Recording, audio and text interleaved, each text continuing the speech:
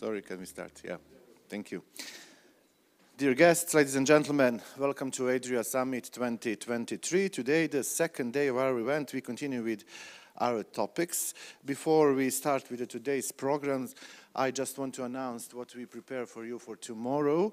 You have to know that, and if you want, you can register to our girls here.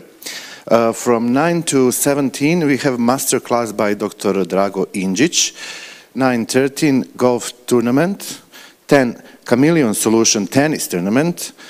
At 10, starting bicycle touring. And from 15 to 18, Istrian agri-tourism and wine tasting. What you want, you can choose, for sure. Let's start with today's program for the next 20 minutes. 15 minutes, Mr. Tarik Altunbabic, CEO of Stores and Digital, will talk on the following topic: talent, marketplace, and digital brokers. Skills are commodities. The podium is yours. Thank you very much. Good morning, ladies and gentlemen. I'm Tarik Altunbabic. I come from Bosnia and Herzegovina.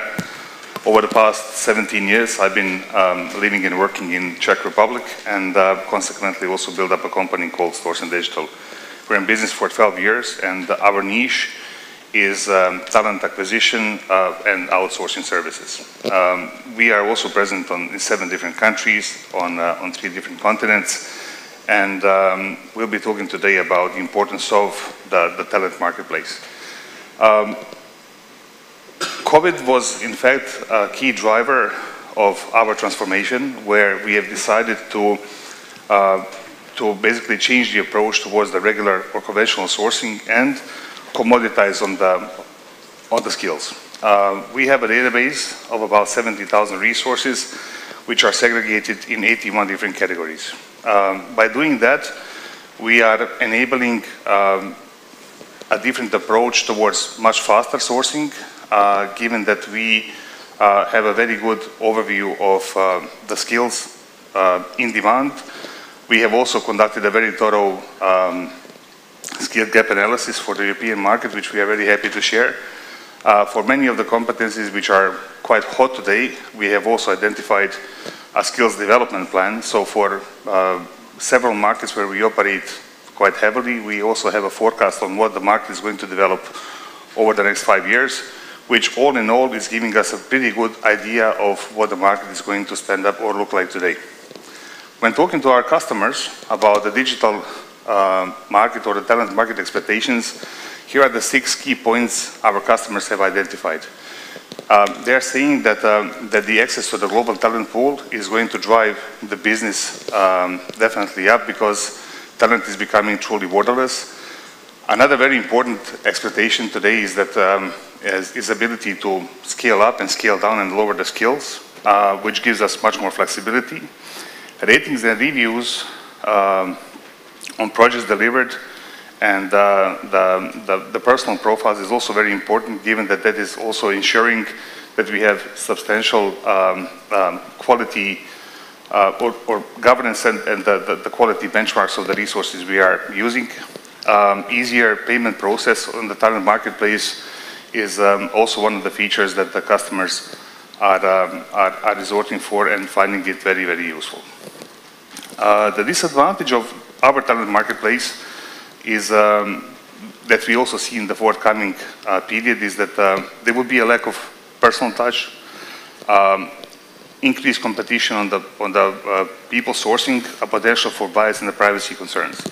Privacy concerns, in particular, linked to the GDPR, is something that we are, I would say, quite strict on, and always finding an easier way to manage potential breaches. On the other side, the talent marketplace that we have built up is offering an increased efficiency in terms of people sourcing, improved candidate matching through the digital brokering approach, and also giving the access to the larger pool of talents to our national and international customers.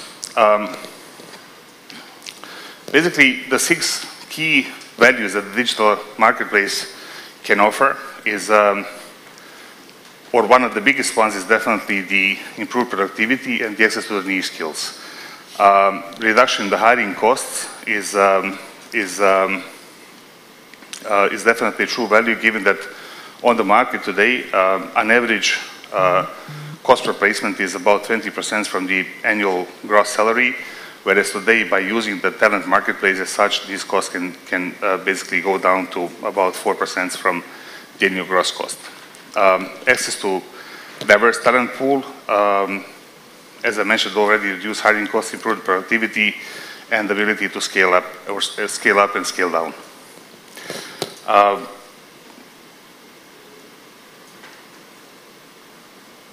Speaking about the talents as such, we believe that moving forward, the talents and commodities as such, that they should be treated as in the concept of the supply chain management as such, where the talent acquisition is step number one. By saying that, the talent acquisition services we have in our company are enabling our growth. So today, with about 70,000 people that we have on our databases, that we are planning to scale it up to 250,000 by the end of the year. Talent development will be the next very important factor to look into, which ties up to the talent universities and skill development centers. Talent deployment, which is step number 3 in terms of deploying talents on a particular projects, is a key feature offered by the talent platform, and overall giving us an ability to scale in the given markets. I've decided also to speak a little bit about the knowledge-intensive business services. And knowledge-intensive business services in Europe today, they constitute about 40% of the overall demand. If we take into account that outsourcing market for the knowledge-intensive business services is about 700,000 people strong. Having said that, about 300,000 people are already working in this industry. Eastern Europe, for sure, is a market to go to, followed by the Iberia, Northern Africa, and Balkan region, mainly because of the key languages demanded by the industry today, which is German, Italian, French, English, and Spanish. We believe that this trend is going to continue. Nonetheless, as per our expectations and also the insights we have from our customers, the knowledge-intensive business services will also undergo a substantial artificial intelligence and machine learning transformation. By nearshoring, which is which is about 2 decades old practice, the key drivers for nearshoring is definitely ability to scale, ability to drive the cost down. So a typical business case for nearshoring revolves around 40% net saving, which is basically labor cost, the reduction in the overheads by partnering with the companies who provide talents on demand, tax incentives offered by different states for the capital investments or the tax incentives on the true labor cost, reduction in the travel cost, which is also one key feature for companies who are nearshoring from the central region over to us, and there are many, many more. When I say the future is here, so this is our product. It is a database with 70,000 experts on demand we have. As I said, our intention is to definitely grow that to much higher. We believe that that Yugoslavia, as a former Yugoslavia as a region, has an ability to scale to about 100,000 employees, and our benchmark today is about 55,000. So there is definitely a place to scale to 55,000 by 45,000 additional candidates, and we would like to find them, identify them, and also enable companies to consume this untapped resource pool. So in terms of our operating model, we are definitely not alone. So our best practice is to be competition-free, for which we have also partnered up with several companies, one of which is Manpower Southeast Europe, who are definitely the strongest ones in the region when it comes to the talent acquisition services and also the employment of records, followed by the Social Net, a company coming from the customer care operations, and they are about 700 people strong. The Association of Business Services Leaders in Europe, International, and the People Shore, which is a brand of Thorsten Digital. Ladies and gentlemen, in the nutshell, this is what I would like to share with you today about how we see the market going and growing today. We are still pretty much in a startup phase, so if I have not met the expectations the right way, I apologize for that, but we have a lot of opportunities to go and grow together. So the next big edition of PeopleShore is coming up for September. I'll be very happy to share those moments with you and give us an opportunity to grow together. Great, thank you very much. It was excellent presentation. We have more time. I hope there's some questions from the audience today. You're listening carefully and you understand everything. Okay, thank you very much. It was a great presentation. Thank you. Up next, Mr. Đorđe Vukotić, Chief Sales and Operation Officer at Joberty, will explain the following topic: employer reviews and employer branding, sort of perfect match. Here you are. Thank you. Thanks. Good morning, everyone. I'm Đorđe, Chief Sales and Operations of startup Joberty.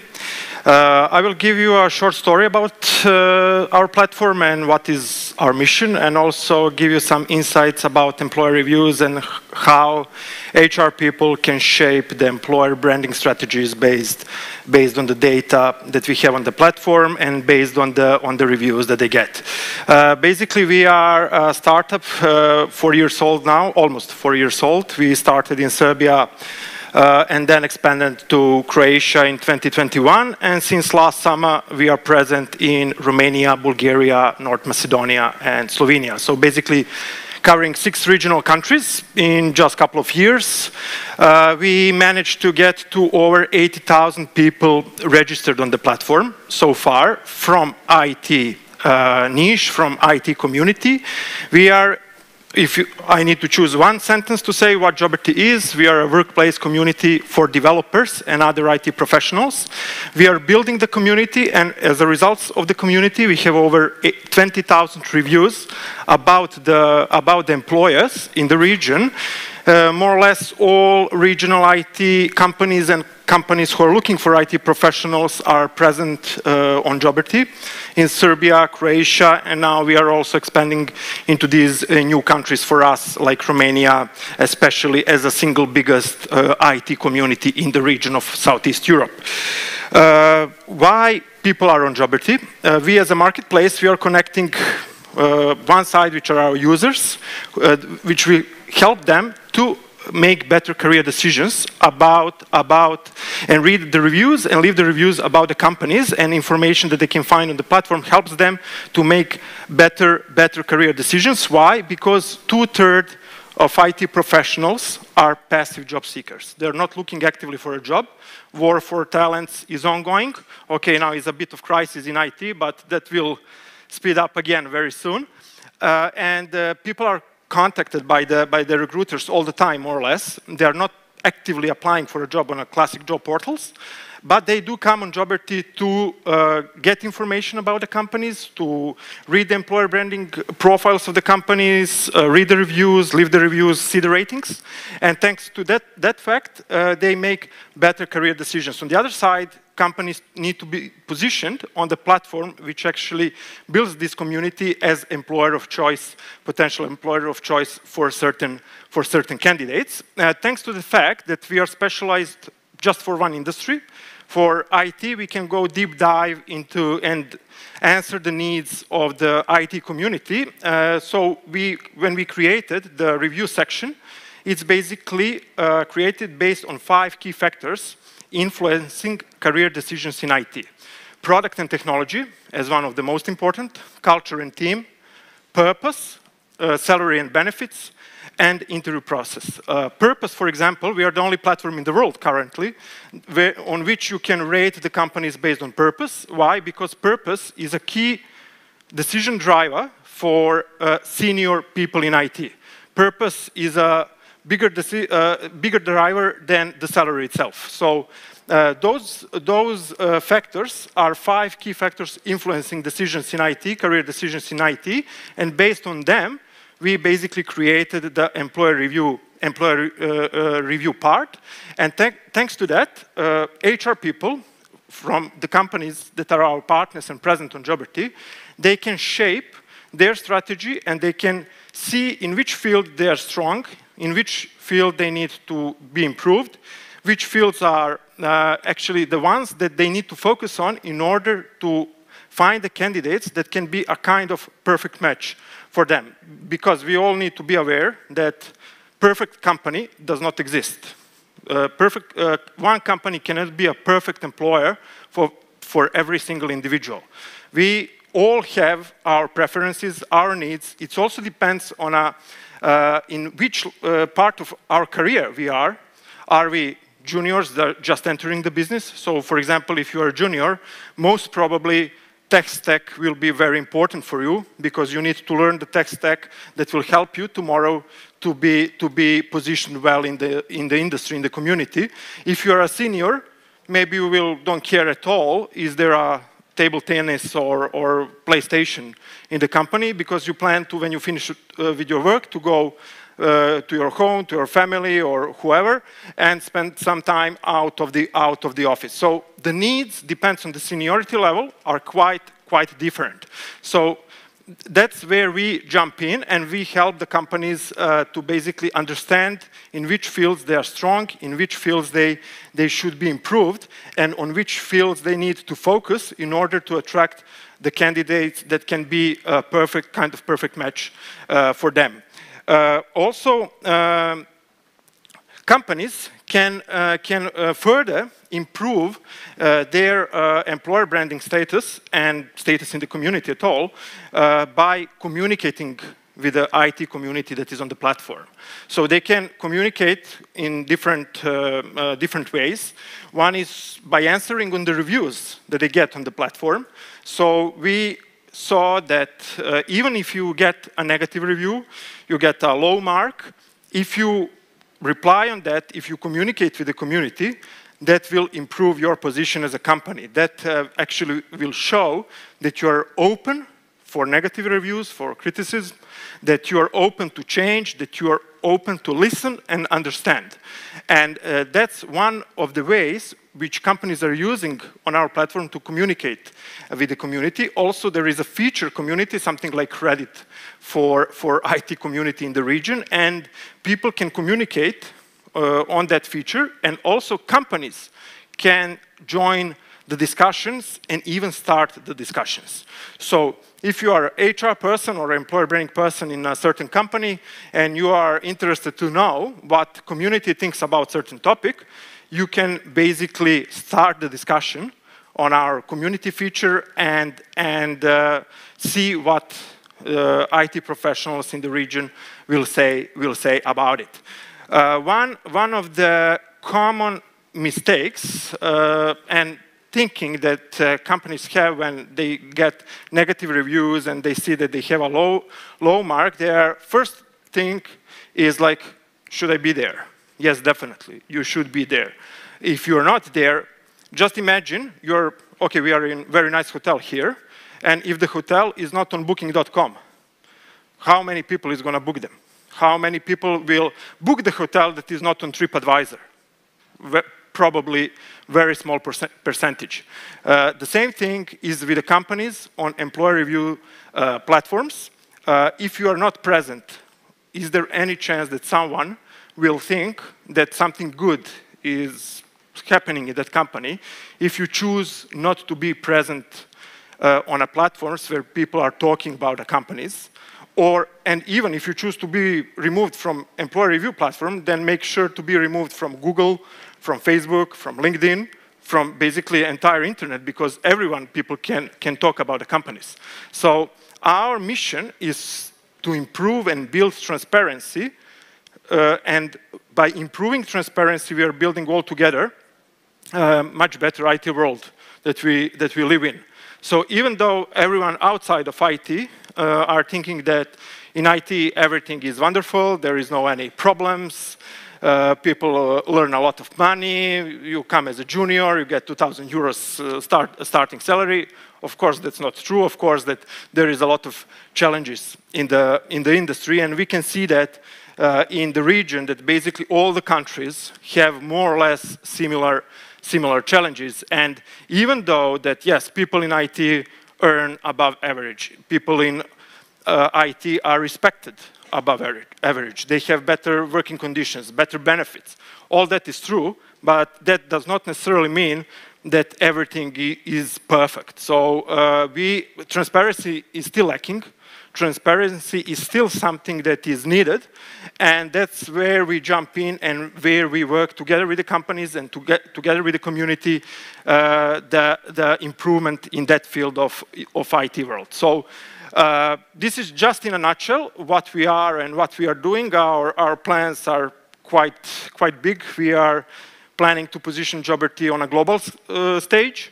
So after our positioning in the region, our plan is to further fundraise, as we are a tech startup, and with the investments in the future to try to attract some of the biggest European markets, Western European markets, and then after that, potentially US as a single biggest IT market in the world. So that's just a short story about us. If you want to learn and find out more, I will be here around today and tomorrow. And we have another couple of minutes if you want to have some question. If not, thanks a lot. I hope they have questions. You're quickly. Yes. So which channels perform the best for you for reaching your target audience from the consumer side, so developers and whoever is searching for a job in the IT industry? Yeah, thanks a lot. Good question. When it comes to user acquisition, we are using different channels, but the one that is definitely giving the best results is contacting the community through our community team, through different platforms like LinkedIn, Reddit, Twitter. For example, we all know that here in the region, Twitter is about not what it should be. It's more about gossip. It's more about rumors, right? In US, actually, Twitter is one of the key communication platforms for IT world. And there is a very serious topics that are ongoing on Twitter in Western countries. So we are using all these channels to acquire users. And basically, when we explain to them that they will help us and they will help their colleagues to build more transparent IT world, we are getting users quite fast. I will give you an example of Croatia. We started in November 21, so let's say a year and a half. We are now over 1/3 of Croatian IT community registered on the platform, which is over 11,000 people, just a bit more than 1 year. So that process is quite fast, because in IT, the good thing is also developers do not see each other as competitors. They want to help each other, because there is a plenty of job, plenty of opportunities for everyone. And you cannot jeopardize me if I help you. Basically, we can build something good tomorrow together. So thanks to that fact also, we are able to speed up the user acquisition channels and process. I hope I answered your question. Maybe more questions? No. Okay. George, thank you very much. Thank you.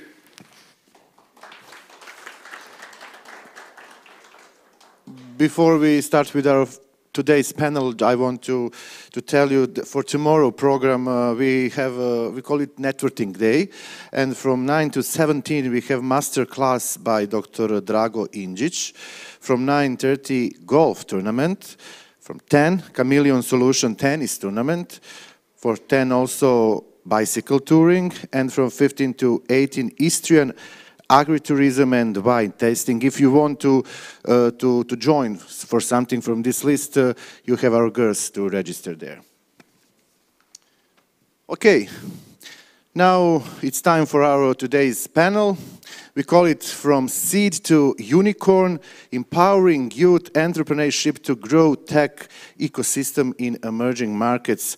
Moderator of the panel is Mr. Božidar Pavlović, Director, IMO Ventures, and panelists are Jeno Najder, Deputy CEO, Portfolio and Capital Partners, Dejan Tonić, Associate EBRD, Milan Ranđelović, Managing Director, Science and Technology of Park Niš, Matija Srbić, Founder and Coordinator of Naklias. The podium is yours.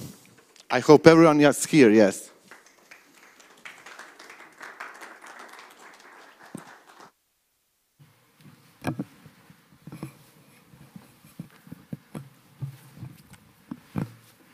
I just love moderating the panels where I know like 95% of the audience. That's awesome. Thanks, guys, for showing up.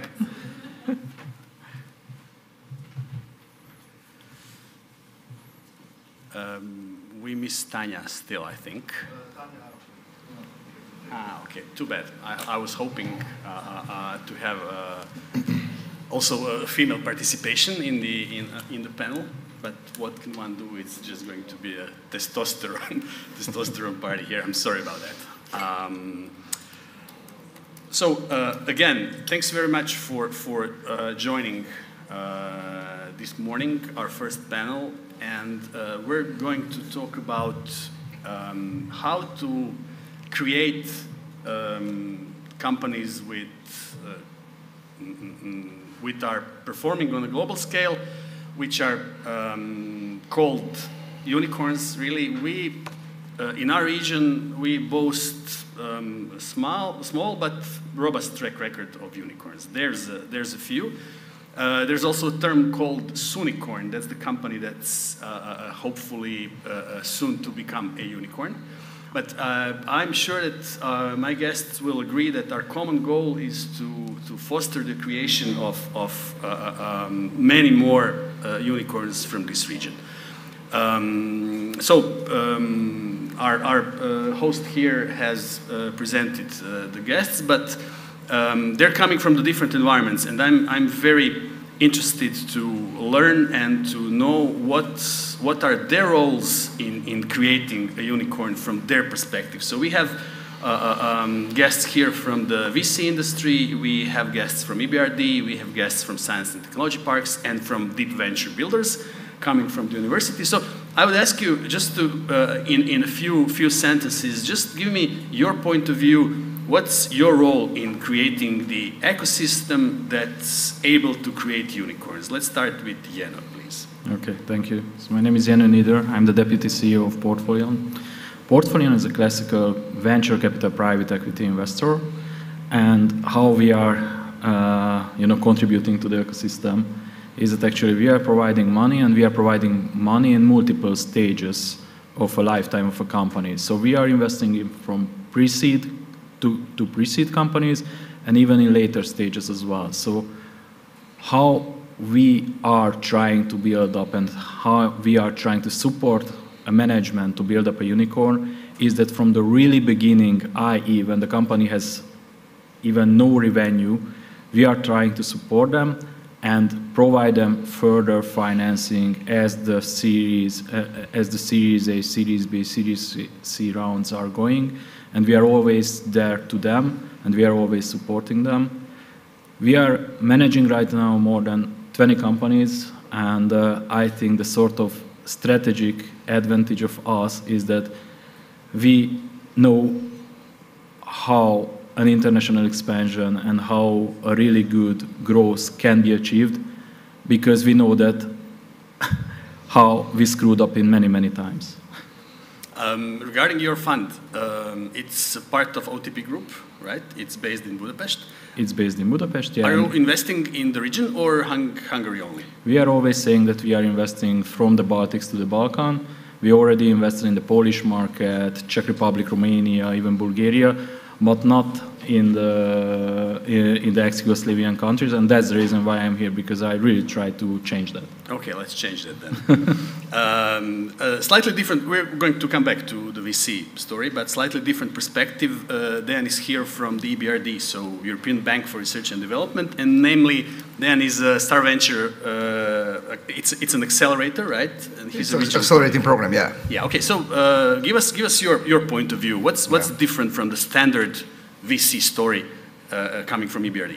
Thank you very much for having me here, and thanks for the nice announcement. So, coming from the large multinational financial institutions like EBRD, we try to collect all this knowledge and experience and involvement both in financing and development activities.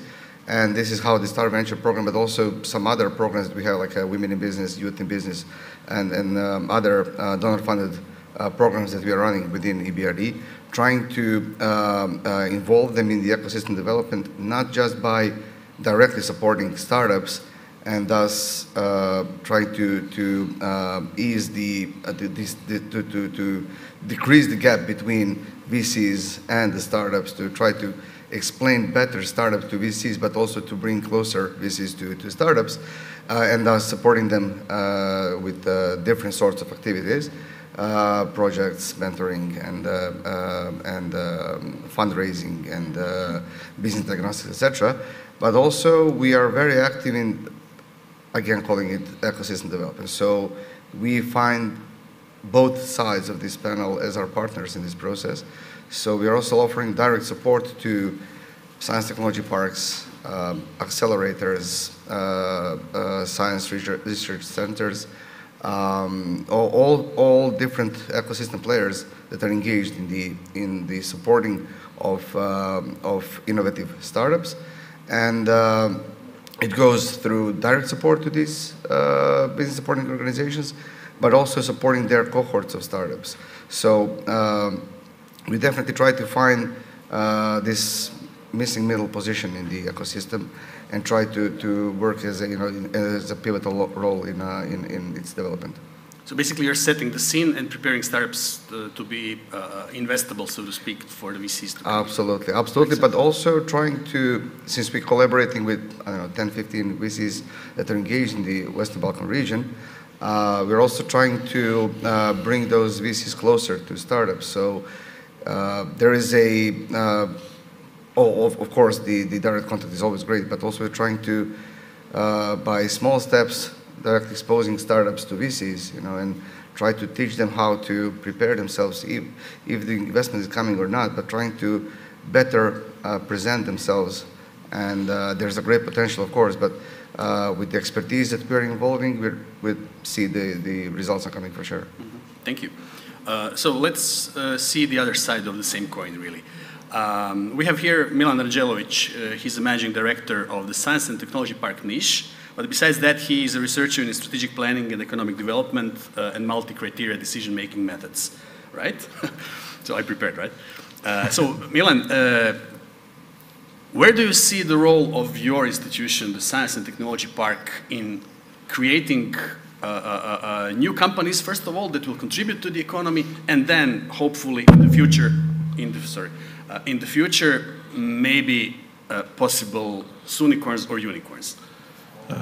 Thank you very much, and thanks to the organizers that they recognize the science and technology parks as a significant player, let's say, in this whole market. So I think that connecting to the previous two speakers, one of our main roles is to actually create the market for the VCs and other players in the ecosystem. We have to say that at this moment in Serbia we have 4 science and technology parks and more than 20 different smaller size institutions in smaller communities, and similar situation is in other countries in the region. Some started prior, as Slovenia, for example, 20 years ago, and the others are more or less in the same range.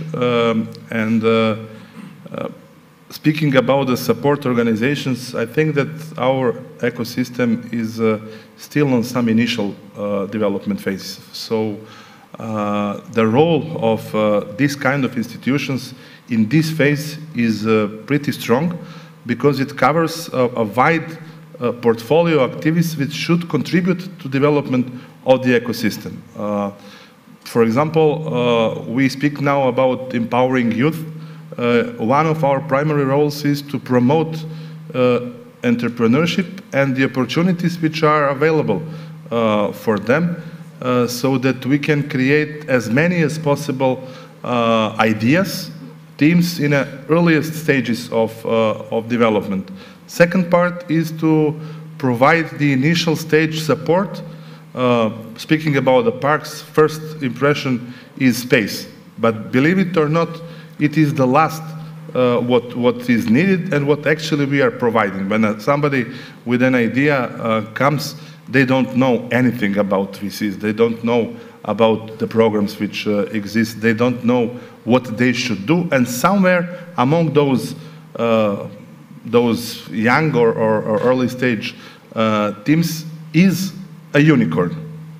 So we are the first step should be addressed and approached, and we are supposed to provide them initial support to bring them to the level where they can be supported from other private and VC funding institutions. On the other hand, speaking about the science and technology parks, and speaking about the unicorns, I'm 100% sure that it's most viably that unicorns must have some strong technological and innovative background. In Serbia and in the region, the biggest amount of knowledge and innovation is still at universities and research and development institutions, and they are not involved in the innovation ecosystem to the extent they should be.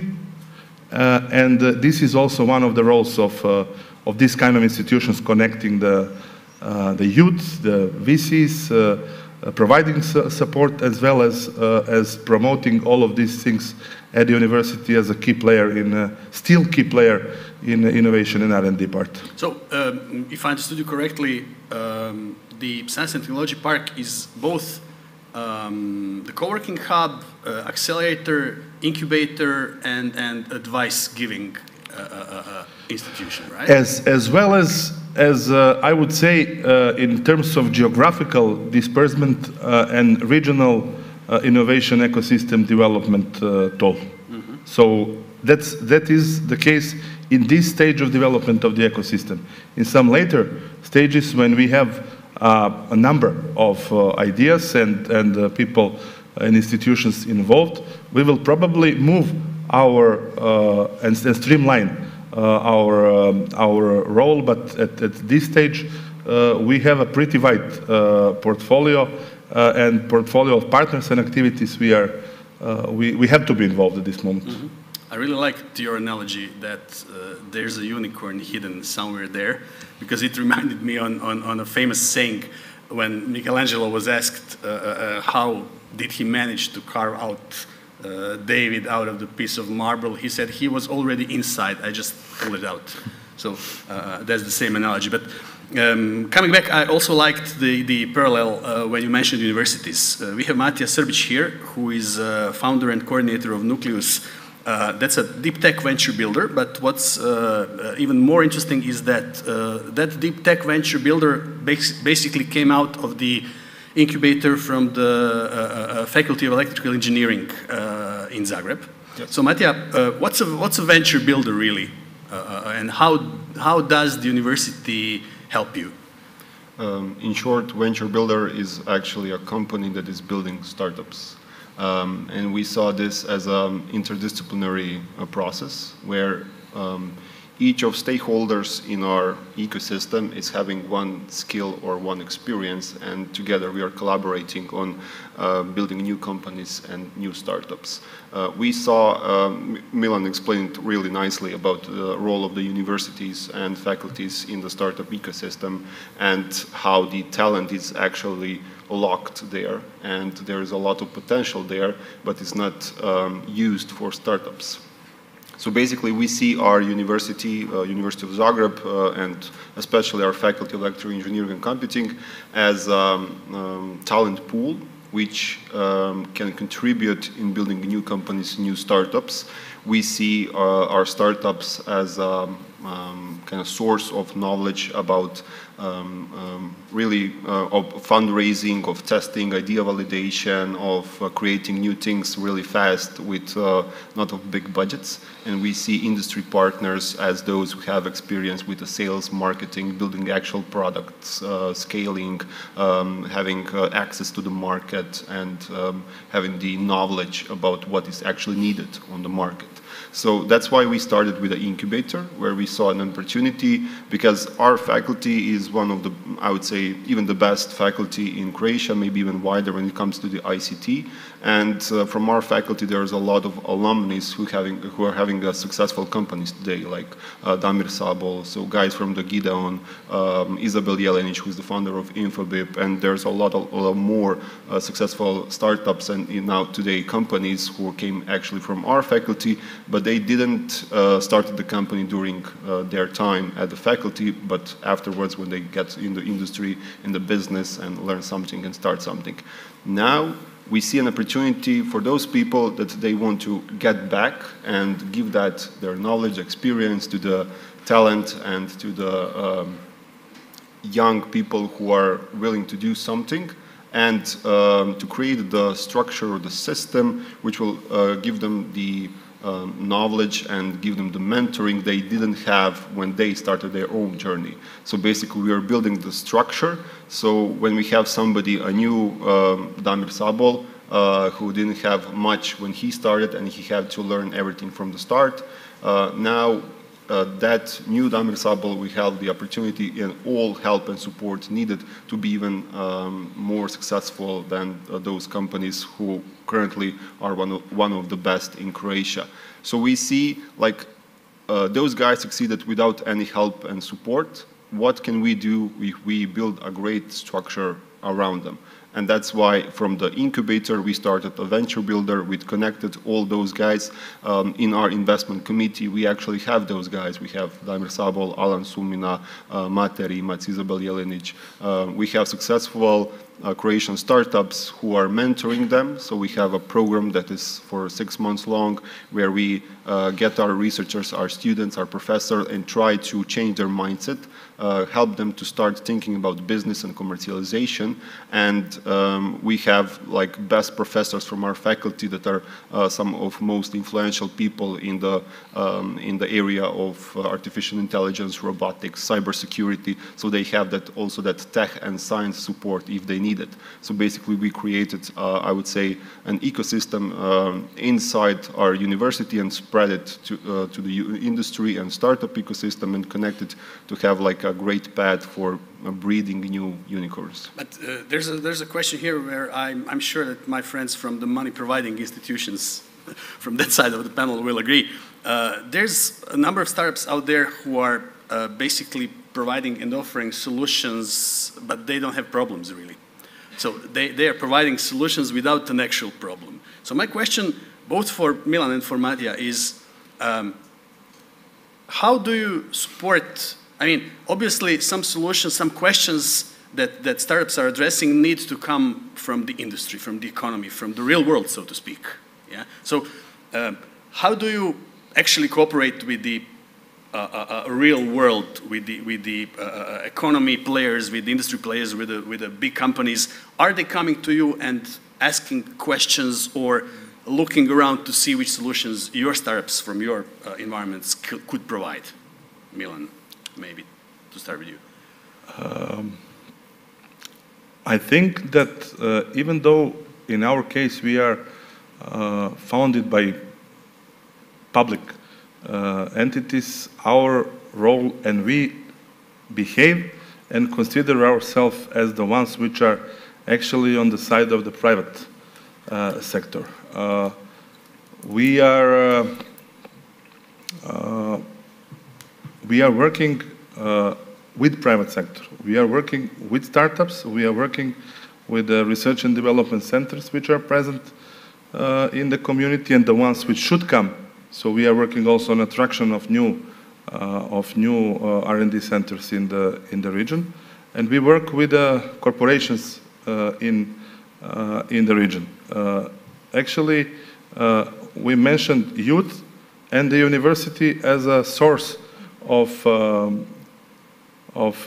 new startups and knowledge. But the third, and maybe in the case of even our ecosystem, is the corporation area where actually the people within the either big factories and industries or IT and innovative companies are actually the root and the source of new startup ideas. Because even here we heard that after 7-8 years, somebody working in the IT industry would like to change. But within these 7-8 years in outsourcing, for example, they gained a lot of technological knowledge and deep insight in the industry and in the problems, actually, which you are mentioning. So they are able to identify and create innovation and new startups, as well as the ones from the university, let's say, as R&D but the difference is crucial, and the difference is actually that I think coming from the historical background of our region, and that's we are very strong in engineering. If somebody from the Faculty of Electronics in Niš was here, he would enter into a fight with a colleague because they would say we are one of the best electronic faculties probably, but they are excellent in engineering, and still are, but I think that they are not even aware of the lack of the skills they need so that they can commercialize and utilize all that knowledge. So actually it is, I was listening to what he was speaking, and it was pretty similar in terms of the role, but they are creating startups. We are not. We are identifying opportunities and teams and providing them support where needed, or connecting them to the ones which can help them, so that we are not the ones actually creating startups. So generally, speaking about the problem solution issue, the problems which are present in the industry are one of the sources for generation of startups, and at the side of university, we are giving lectures, either the staff from the parks or the people from the industry at the faculties, not only electronic generally, at the university. Even though when we speak about unicorns, we are mainly speaking here about the IT and electronics related. What about the biotech? What about clean tech? What about other sectors where there is a knowledge and a huge potential for new startups? So this is where actually the role of this kind of organization is, to promote entrepreneurship, to try to do it even on a institutional level, where we are trying to get the entrepreneurship as a obligatory, mandatory subject at the technical faculties. We don't have it now. So that's why I said we are, unfortunately... This is something that's painfully lacking from what I see. I mean, the IT guys, they don't know the difference between the balance sheet and the P&L, yeah? So and also they do not recognize yet the value and the need. So this is where we come in, sorry, to try to promote and help and show that if they connect with the ones who know that, either from the industry or some other fields of expertise, it will be a mutual benefit. Mm-hmm. Mattia, how do you cooperate with the real world, so to speak? Yeah, the problem with a lot of researchers it is that they are disconnected with the real world. So we have two paths from which we take or widen the pool of talent and bring them together to build startups. The one is from the research and science side, where we map good things on the different faculties. So not just our faculty, but also School of Medicine or Faculty of Biotech, of Chemistry, of Agriculture. And then we start working with them to be able to present their work, their innovation on the startup way, through the pitch. So first thing that they have as a problem is that they do not understand how to communicate with the real world and to present what they are doing and focus on the customer, on commercialization, on business. They like to promote what they're actually doing from the science and technology side. So they are, as we said, they are presenting the features and possibilities of the technology, but not where they can be applied. So basically we have like couple of weeks working with them, with different business experts, with different creative people like designers or people who are serial entrepreneurs. They pitch to them and then they get the feedback and they improve. And we also have like special workshops with them regarding the public speaking, pitching, and storytelling and creating actual startup pitch. After they are prepared, we have a 3-day-long boot camp where we bring them together, and we also bring together people from the startup ecosystem, from the industry, so experts of different backgrounds, and they pitch our researchers who we prepared pitch to them. And after that, they brainstorm together. We have special workshops for finding the perfect market opportunity, where we kind of try to see where that solution that they're providing can be applied, in which industries, and how risky it is to apply it there, what is the potential, what are the obstacles for applying it there. And on the last day, we have the design thinking workshop, which is really the totally new concept to them, because they didn't learn it anywhere, they don't understand why to use it. This year we had a collaboration with the US Embassy, so we brought here some experts from IDEO, which is actually the leading world company in the design thinking area. So this is from the research side. And then we see if there is any opportunity, if somebody from the industry says, okay, this is really interesting technology or innovation, we can apply it here, and the researcher didn't even think about it. From the industry side, we give them opportunity to give them some kind of challenges, or what is interesting to them. So, for example, this year we had an InfoBip who said, okay, we are interested in metaverse.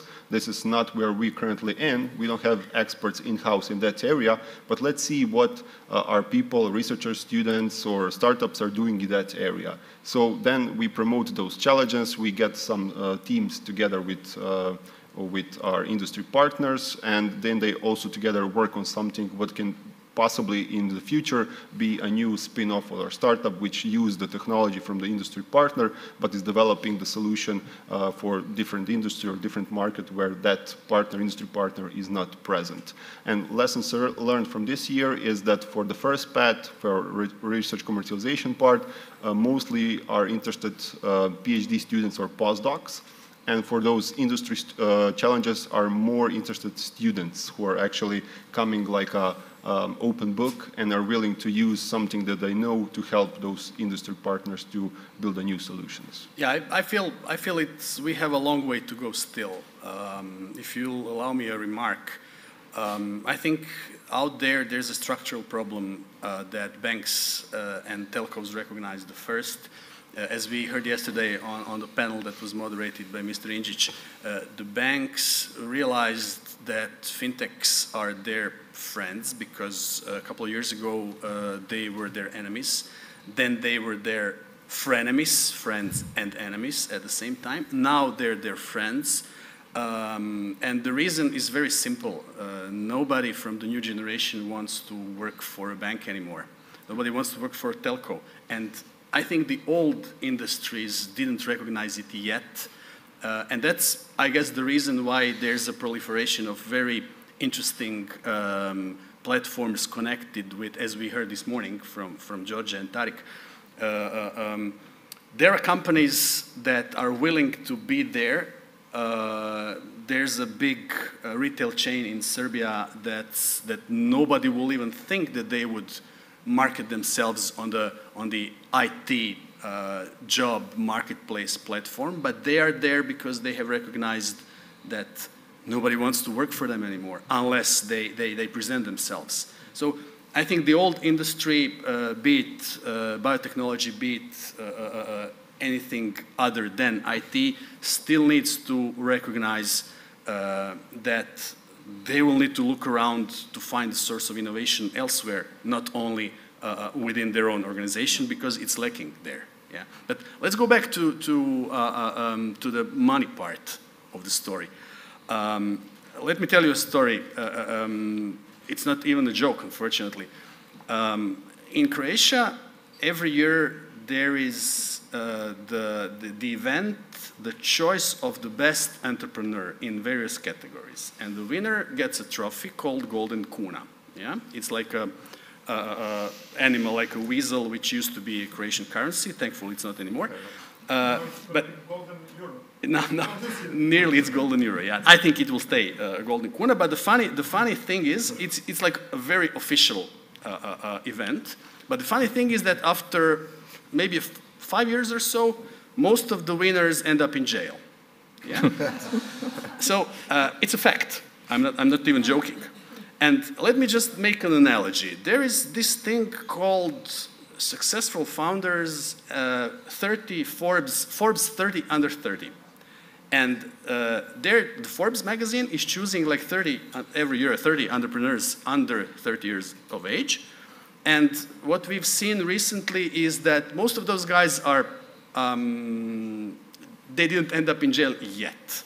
So obviously it takes some solid experience to make a successful startup. So how do we see guys, Jano and Dan, from his perspective? What's your impression? Are the most successful founders really under 30, or you're looking for something else? Or if you want to put it in the other words, in Jano's words, did VCs really turn into HR, and they're looking not only for the ideas but also for the very charismatic founders as well?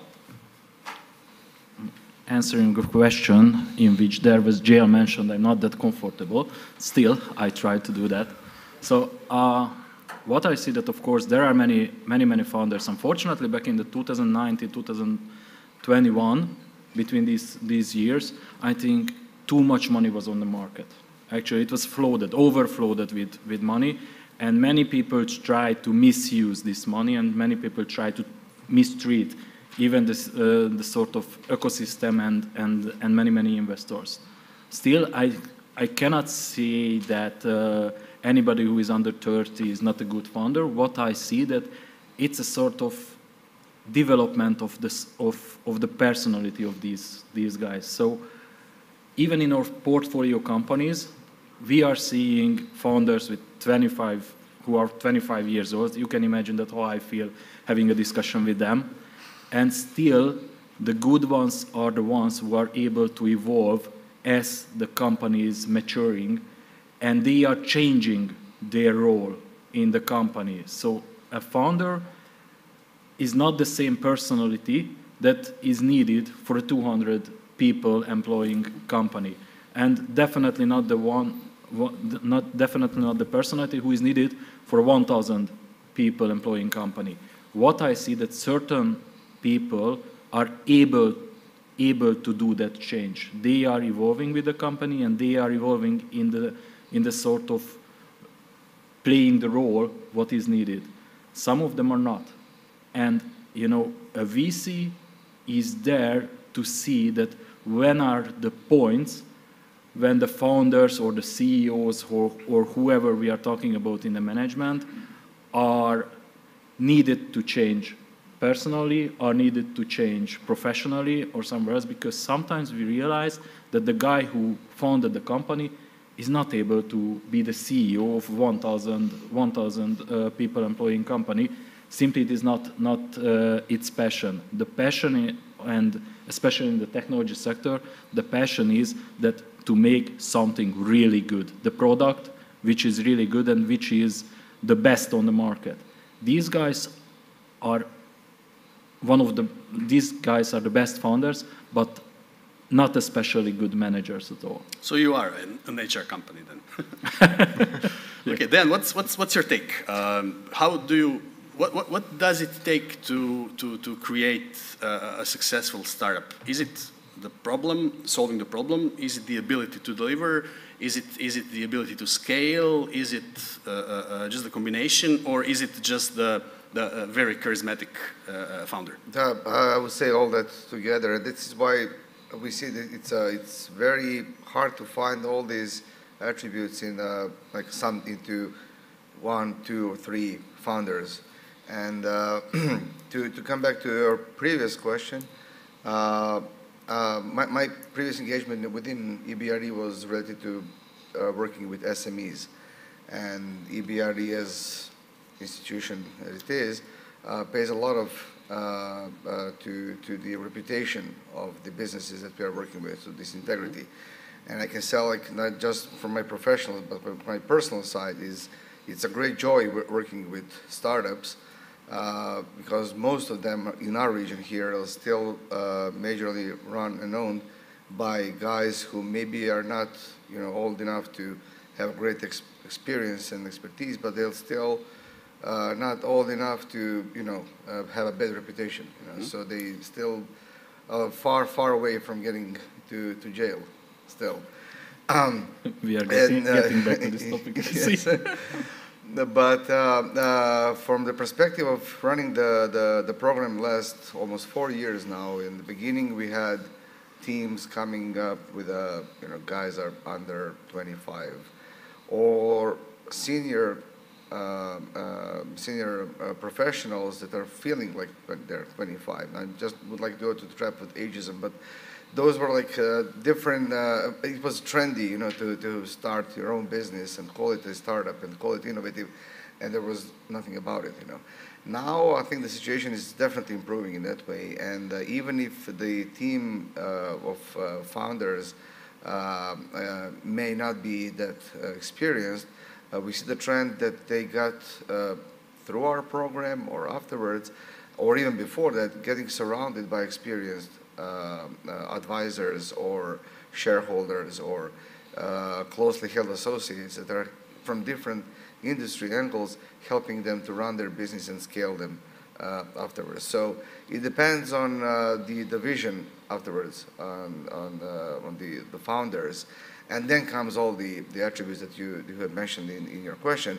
But if the vision is to scale globally, you definitely have to ask for external assistance, external support and professional advisory if you want to reach that global market. So that's the general impression on, and the situation is definitely improving in that way. Especially maybe the last year was definitely significant for showing up that there definitely was too much money in the market, and too much money was spent, and for sure will be spent. And at the moment, for instance, just in Serbia, you can just on the based on your idea, you can get like 200,000 euros from different programs. It's a grant money. And it's good for starting, the ecosystem development. But afterwards, you will end up with a lot of businesses that will, just, not unicorn, but nevercorn. And one more thing, we are also trying to help these startups who are applying to our program that it's not a bad thing that you're not going to achieve, this stardom, and go to the unicorn. Just try to go back to the basics and try to make a business that's going to work and earn money. That's afterwards. I mean, that's the most important thing. If that's going to be a business, or turn yourself to become an advisor or help other businesses and sell your services to other companies, or become a business who's going to make an own product and earn about it. But if there is any slight chance for success, ask for external support, and we're going to provide to you. To reach it. Just can I have one comment? Sure, to that? Sure. I have seen very similar thing. That in the last 2 years we have seen so many startups or founders who should have been working together, actually cooperate together, and they would have been built a much better company than on their own. The money was so cheap. The money so tried to find its way to the economy that these guys actually ended up being a founder, having a runway for 18 months, 24 months, and they just, ended up doing nothing. They should have cooperated, they should have worked together, much better companies would have been built. And that's, I think, the change which is currently hitting the market, and hopefully this will create better results for the whole economy. Mm-hmm. Before we start with the name dropping, which is very interesting for all of us to see what are the most potential startups and startup sectors in this region, I would like to ask a question that's kind of obvious, but it still bothers me a lot, to all four of you. How do we empower more girls in STEM? And to extend a little bit on that, how do we empower or push more female entrepreneurship in our region? Because it is obviously very desperately lacking. It's not just a question of equality, it's just a question of maybe our culture, maybe a tradition, but I think we as a community, as an ecosystem, need to work on that. So how do we do that? I think that more and more companies understanding that they are becoming more of a technological company. You cannot avoid that. And what I see, especially with Code Cool, I know that you don't want to have the name dropping, but we have a software engineering company which is you know, educating. It's an educational tech company, which is educating people to become professional software developers and things like that. Majority of the students are already females. I think that's how we can work on that, because in certain cases, I'm not sure about the universities, you will tell me, but with these sort of new generation educational businesses are able to transform sort of technological knowledge into something which is interesting to females. And that's what I see at Code Cool, that with the cool brand, with the good opportunities there, majority of the students are already female, and they really like it. So what you're saying that in a couple of years we'll see more and more companies led and founded by women? I think so. Yeah. Excellent. Yeah. Definitely. Yeah. Or at least there will be more recognized.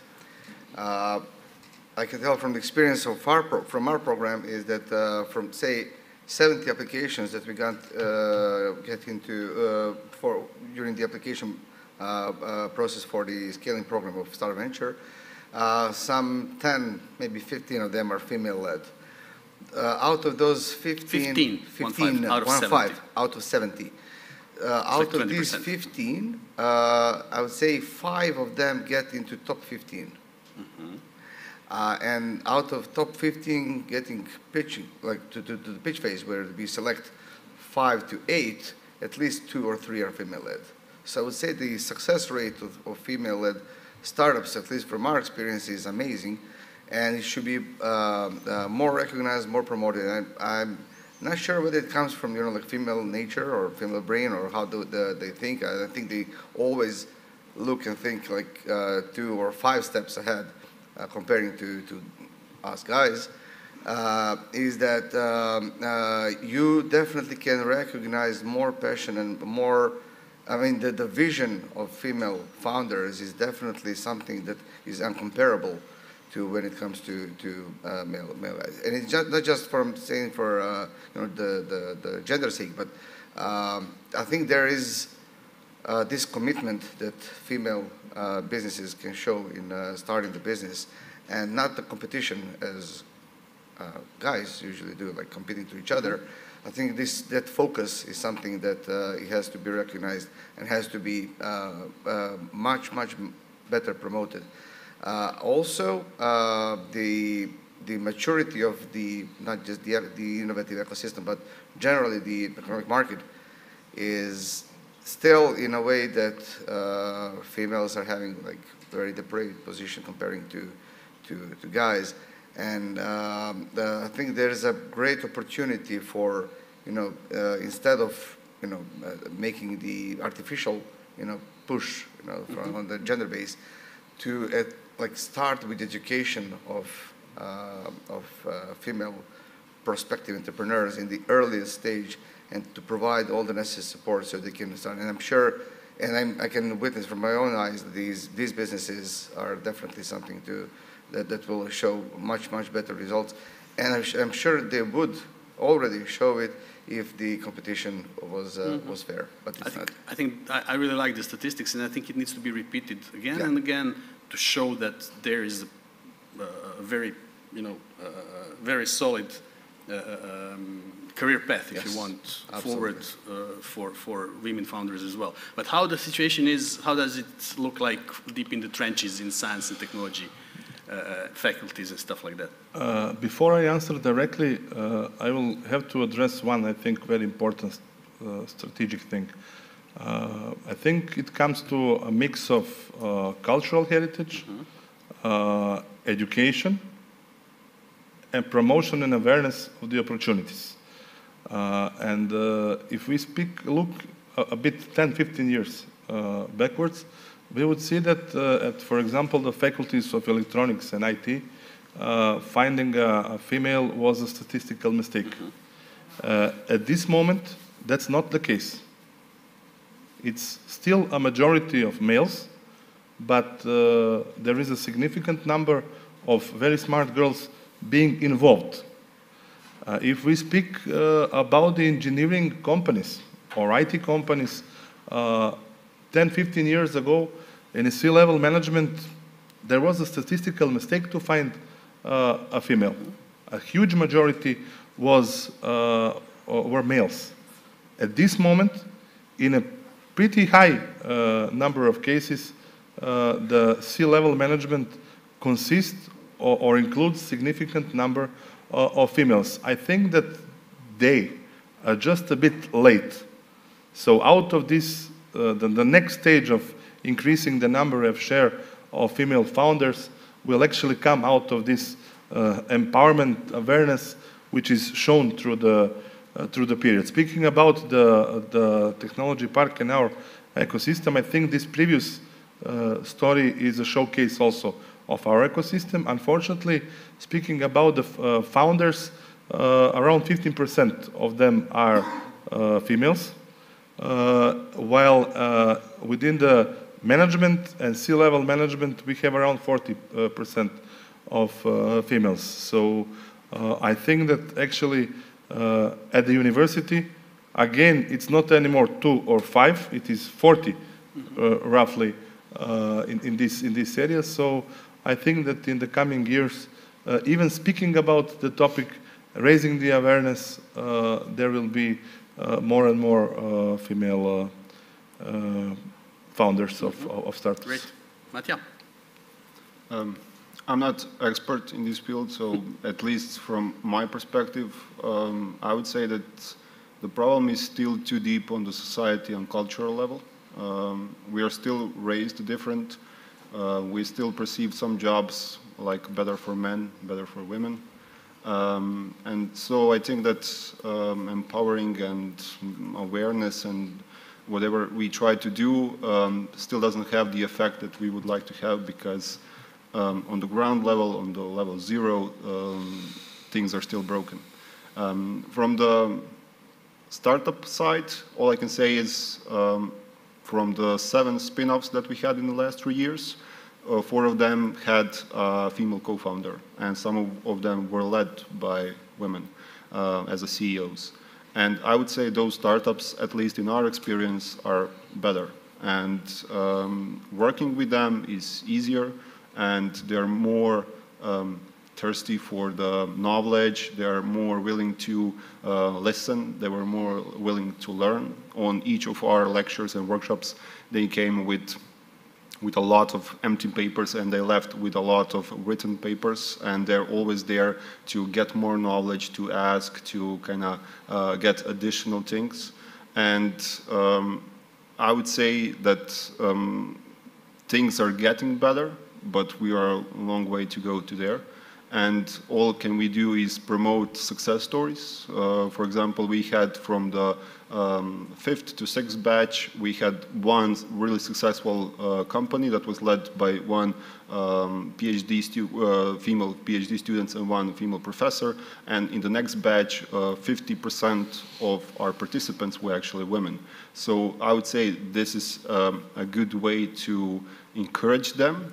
We also have successful Croatian startups like Farseer that is led by Matija Nakic, and she is also a good ambassador for females who would like to get into startups and to show them that it is possible even in Balkan region.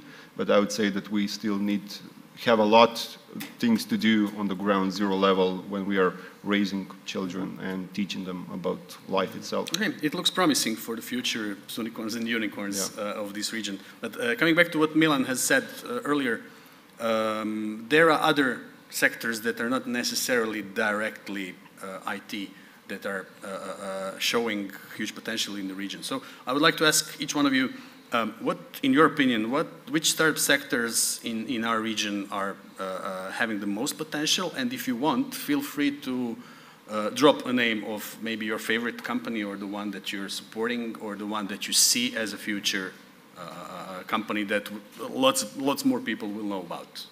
Jana?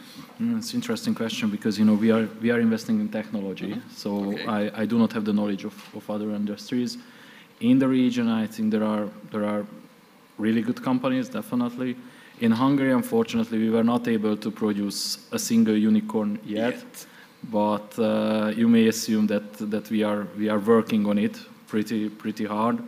And I really hope that in 1-2 years, when I'm coming back here, I can say that with Sion, with our portfolio companies, we already achieved that. We already achieved that state. Sion is a company that's providing fraud detection, fraud monitoring. Detection. It's a cybersecurity company. It's have been set up 5 years ago, but they already over 3 massive investment rounds. We were, of course, the first investors, but beside us, Creandum and the US player IVP already invested in the company. And the valuation is not unicorn yet, but we are not that far from it. Excellent. Dan? Same here. Well, we are, by the nature of our market, more engaged in the supporting tech businesses. Not that we're not overviewing the other market segments and the potential coming from other areas, but this is the reality. And this is what we are facing. From 31 high potential startups we have so far involved in the scaling program, all 31 are tech businesses. One was like somewhere nearby to get to the hardware, but that was it. Going to the wider perspective of the region by collaborating with different institutes, accelerators, hubs, whatever you call the business supporting organizations and the research development centers and science technology parks in the Western Balkan region, I can tell the wide perspective is still somewhere there in engineering, somewhere there in biotechnology, agribusiness, etc. All the combination of different factors. But unfortunately, most of these, the more academic these institutions are, the more focused on science and research rather than business they are, and they still are. I think it will just remain, and it will stay that way as somewhere going to be the potential coming from that area, unless we bring back the model of collaboration between the economy and the businesses with these business supporting organizations and the institutions that are creating businesses.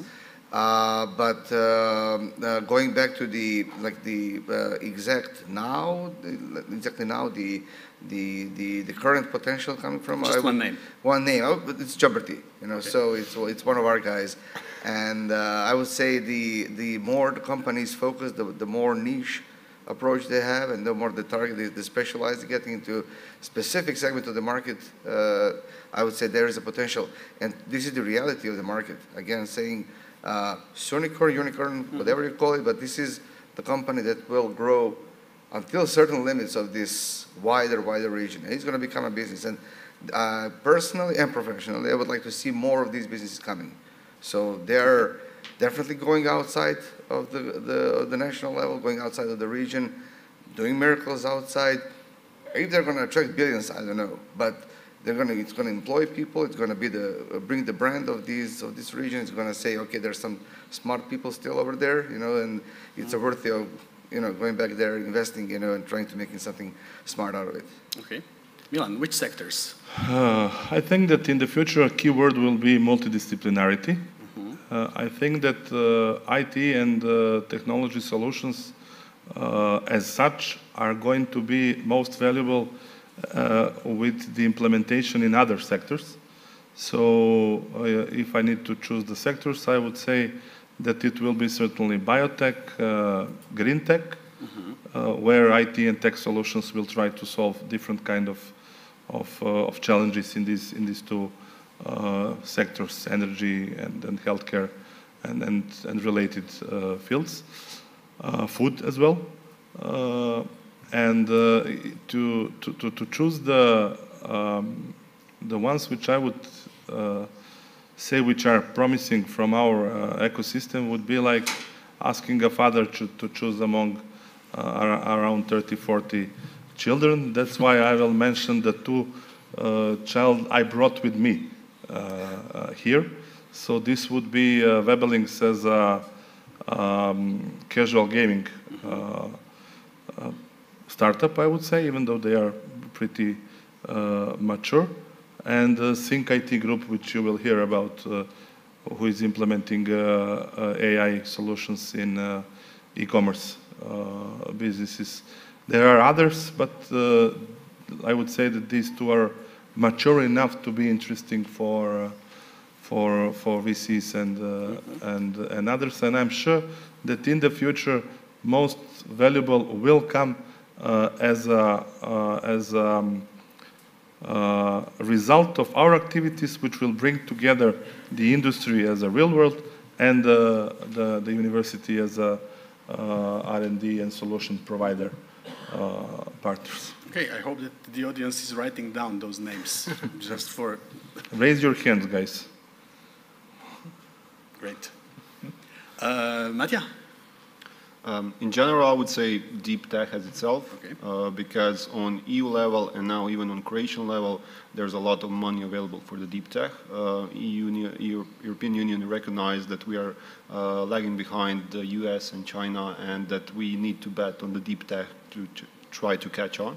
And on the Croatian level, we have a different open calls from our Ministry of Science and Education, specifically for startup spin-offs or the research commercialization. So I see this in next couple of years that it will having a blossom in that field. When we talking about technology, definitely AI, but combining it with sector, I would say healthcare. And we just this year we have like 5 companies that are in a healthcare, providing different solutions for different type of challenges that they recognize. But I also agree with Milan that multidisciplinarity is a keyword for the future. That's why we are combining different faculties with our faculty, which see as a horizontal or technology is something that we are providing as a solution, but in the need of the problem, we need to connect with other fields that have those problems that we can solve. And we are talking about the one specific startup. I didn't brought anybody from my startups here today, so I can say my maybe favorite from the last year. It would be DigiCite. And they're actually one startup that came from the Faculty of Veterinary Medicine. Those guys learned how to use Python as a script language, and they learned how to do machine learning and artificial intelligence. They also created their own scanner, tissue scanner, from 3D printed models and some optics. And they programmed the application that can digitalize tissues that they are scanning. So basically, not only that they're building the different solutions or applications for tissue scanning and pathologists, they're also creating the data sets. And the biggest challenge currently in healthcare would be that we don't have the data set that we can work on, and they can provide a different data set by taking the tissue that they know they have some kind of specific disease. They can add some chemicals to it. They can point out what exact is happening with the tissue. They can scan it, and then you have a whole data set with that specific disease. Then you can build your applications upon it. So basically, they're having a platform for anybody who wants to kind of build different solutions on the digital tissue scanners. Great. So we could go on for hours, but the time is limited. I will open the floor for questions. But before that, I just wanted to point out, Jeno will have a presentation afterwards, but after his presentation, from the VC perspective, we're going to host a number of very interesting startups from the region. And please stay with us, bear with us, because I'm sure that we will hear some very, very challenging and interesting ideas. So stay with us this afternoon as well. Okay, are there any questions for our guests? We heard lots of interesting views, interesting points. Yes, Georgia, please.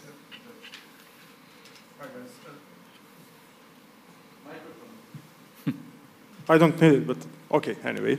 So it's actually more than a comment than a question. But what Dan mentioned at one point, and we as a part of startup ecosystem here in the region, we definitely can see a lot of improvement in last, let's say, 5 years. I mean, 5 years ago there was no, basically, almost at all VC funds here in the region, or there was just a couple of them there was no incubators, accelerators, simply the mentorship wasn't there, angel investors. So now we have all of that. We of course still not on the level where US and Western Europe is, or Israel, but we are catching up as a region.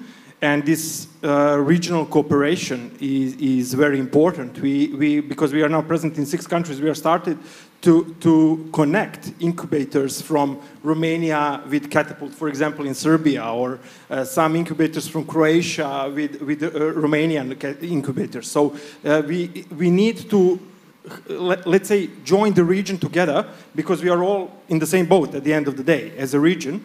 And what Dan mentioned is also straight to the point that most of the founders of the startups are young tech guys. They build a product, they see it works, hey, let's try to do something about it. But then after that early stage, there is a phase where you need to sell the product, you need to build a strategy, you need to build a marketing approach, you need to grow, and there is still a lack of knowledge, experienced managers in terms of people management skills, soft skills, etc. So question for Jano and Dan is how you see support from your end the knowledge that is lacking still in startups, that is not directly linked to the product and development, but more to this side of sales, market approach, go-to-market strategy, etc. Yeah, I can start. Thank you very much for both the comment and the question. From my and our side, I can tell that there was always this story about the startups are probably good in at least creating some new value, creating some new product or a service that probably is going to be sold somewhere, etc. But they don't know how to sell it, they don't know how to promote it, they don't know how to get money that will support their growth in that way. I would say the situation is actually quite more diverse depending on the business that's coming back to our support. But in generally speaking, I would say the support that startup needs, most of the startup actually need, is to get this wider market perspective, to understand that probably something that's being like good to go here on the national or regional market probably is going to go somewhere else in Europe, but definitely it's not going to work in the States, and that kind of information is going to get not from mentors / gurus that are going to tap you on the shoulder and say, yeah, you're doing a great job, you just keep it that way, but from the people who were in your shoes some years ago, and that can help you with concrete advice, saying, please do not go that way, this is where I failed, or this is where I made a success, because I know the market, and let me help you reaching out the market. Let me help you reshape your product, let me help you reshape your brand, your story, or the approach to the end customers. But I think the most essential thing is, in any kind of aspect, because I said it's very diverse depending on it's very hard to say this is the general thing that all the startups need. But if I can find something that's at least similarly to all the startup, is to find a good older brother is going to help you on your way there, and the brother who has seen the world, who can give you this wider perspective. Thanks. Besides that, I think that what you can expect from a good VC is actually that helping you to be your best HR advisor, actually. What you are talking about is that somehow you need to, increase the management around you. And I think the VCs are more and more turning into this HR advisory, because we are the ones who are our job is actually to selecting good managers, good founders.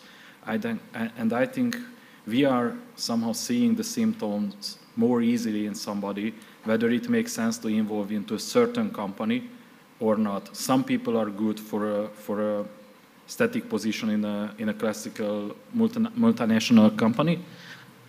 Certain are pretty good in building something and joining as a sort of later co-founder or something like that to a startup.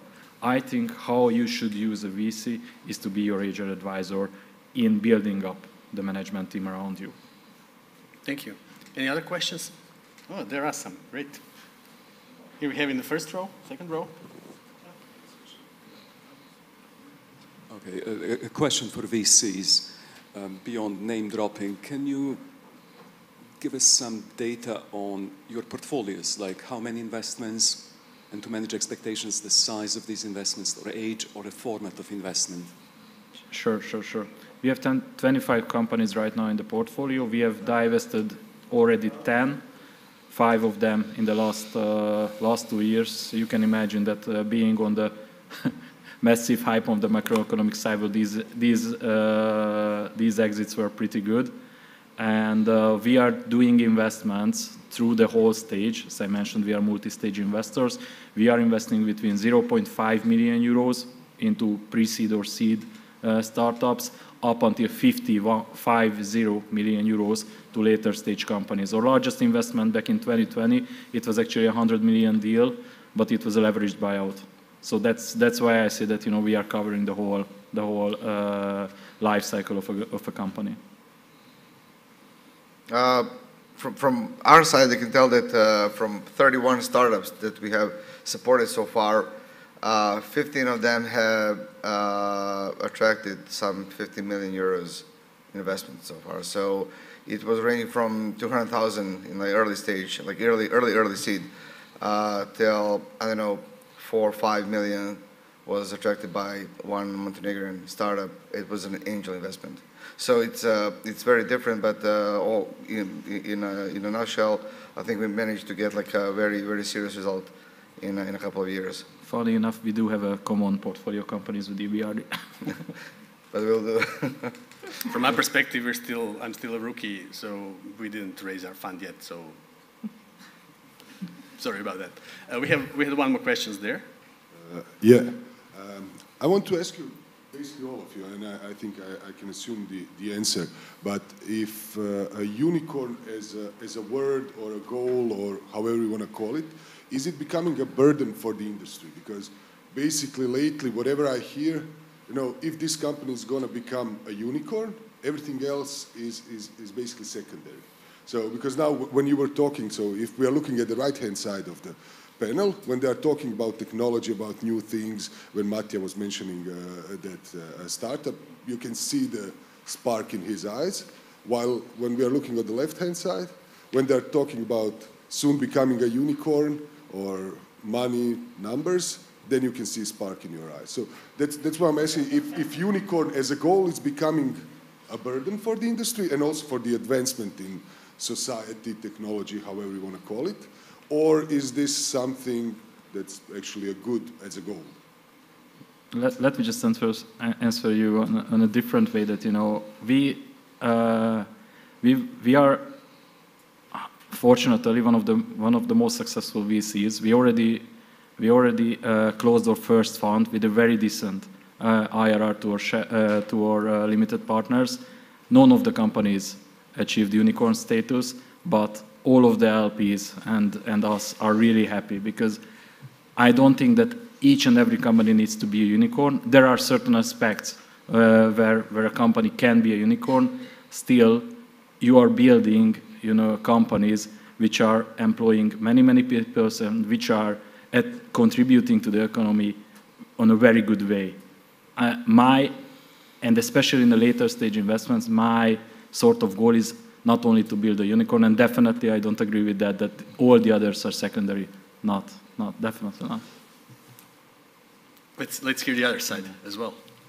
Yeah, from my experience, we are raising them and teaching them you don't have to be a unicorn.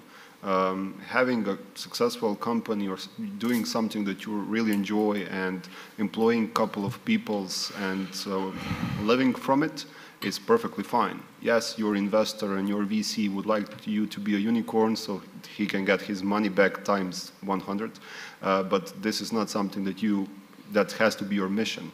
So it's okay to have a successful company or sell it for I don't know, a couple of hundreds of thousands or millions or whatever you do, if you enjoy it and you are creating good things or providing value for somebody, I think this is perfectly fine. And that's how we teach them. Yes, we give them the skills and knowledge and opportunities to be successful and maybe to be unicorns, but this is not something that we expect or trying to make them feel.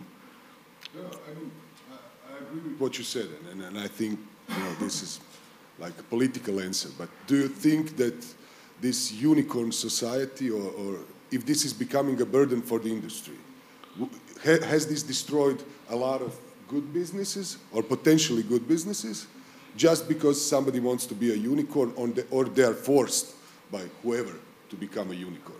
I mean, Milan? just your opinion, not what you are doing, and as I said, I mean, perfectly fine with your answer that successful business can be one-man show with 10,000 euros if somebody is happy. But in general, as the industry, is the unicorn as a goal becoming a burden, and is it destroying potentially successful businesses because they wanted to grow to unicorn level in 1 year or in 6 months or in 5 years?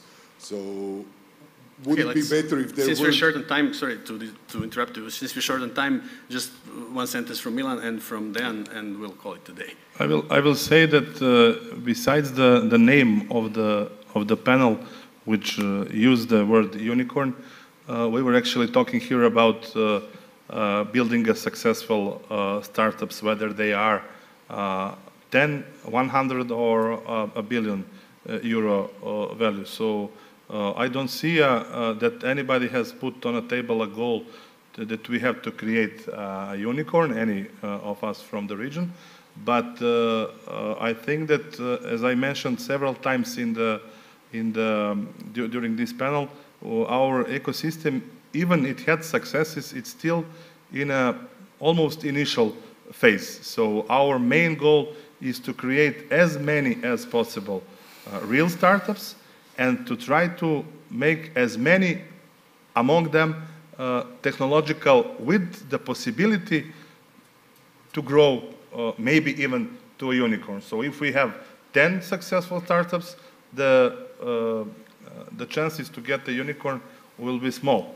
If we have 1,000 successful startups, the chances to have a unicorn from the region will be much higher, and the inflation is, I think, making a creation of a unicorn a bit easier than a couple of years ago. Thank you. Thank you very much for this. It's actually a very great question. And on one hand side, I have to say that this whole unicorn approach and setting the bar high shouldn't be the reason, for any significant change in the market. And I think it's only a good thing. So it's actually bringing the competition on a higher level, and I think it's bringing the expectation of the founders on a higher level, but also making them working harder to achieve that goal. That's on the one hand side. On the other hand side, I would just like to add on what Milan just said is probably this unicorn approach has just shown us that, yes, there are some unicorns there, but we have never seen them. But instead of that, we have to remember that kids still love ponies, and we have to have more ponies, and parents will still pay for that pony, no matter how small and probably useless it is, but kids love it. So I would just like to conclude with that. Yeah. Great. Thank you. I hope that it was as interesting to you as it was for me. Yeah. Please, a round of applause for my guests. Yeah, thank you very much. Great panel, guys. Let's pose together for two. Sure. Yeah. Team photo from panel. Yeah.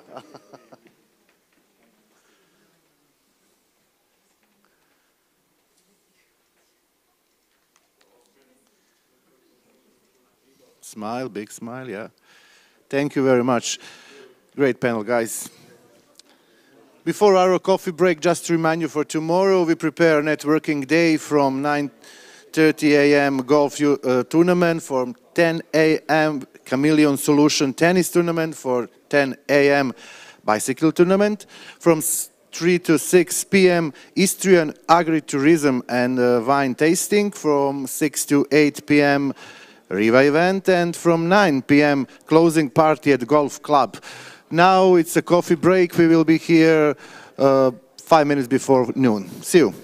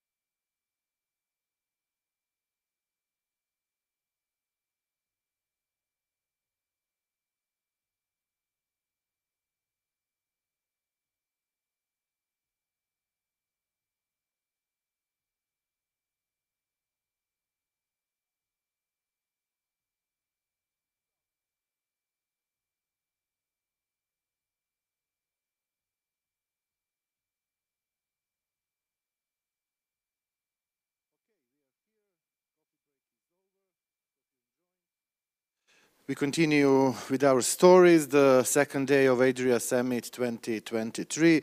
The next theme is Buy and Build, Lessons Learned. What does it really mean? In the next 20 minutes will explain to us Jano Nider, Deputy CEO, Porto Lion Capital Partners. Please, the podium is yours. Thank you. Thank you very much for that.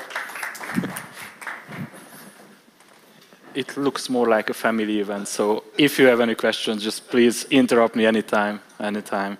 So, in the previous panel, I already mentioned that I'm representing Portfolion. We are a financial investor, meaning that we are doing venture capital and private equity investments as well. We are based in Budapest. We are part of OTP Group, one of the largest institutions, financial institutions in the region. We are having 25 people who are love to work with us, and hopefully by the end of the presentation you will understand that why I'm saying that. We are covering the region. We are always saying that we are investing from the Baltics to the Balkan, and we are searching for technology and knowledge-intensive companies who are there to be regional or global leaders in the coming years, of course, with the help of us. As I previously mentioned, we are investing between 0.5 up until 50 million, because we are investing in pre-seed and seed companies, and also later stage or even private equity type of companies when we are buying out somebody. The most important thing what I wanted to tell you today is that the scalability and the international expansion is the most important part of a professional investor entering into a company, and to see that the company is able and ready to do that. Of course, this sentence is easier to tell and read than to execute. There are two ways to actually go abroad, become an international player. One is organically, the other one is non-organically. That's surprise. Non-organically means that you are not developing your own company. You are not hiring people to enter new markets, but you are entering new markets via acquisition.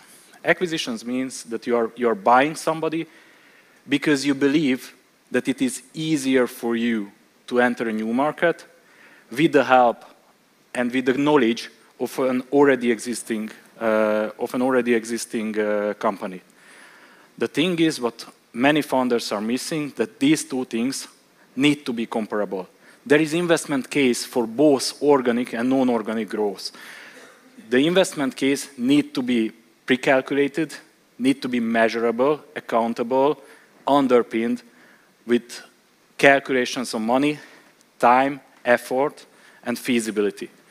These are the things which most of the people are missing, because they believe that, having an acquisition abroad, it's such a mess thing. It's just too much for a company.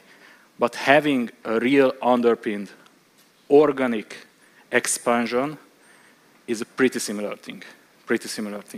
The main point here is that you need to know that these two things need to be measurable and need to be comparable to each other.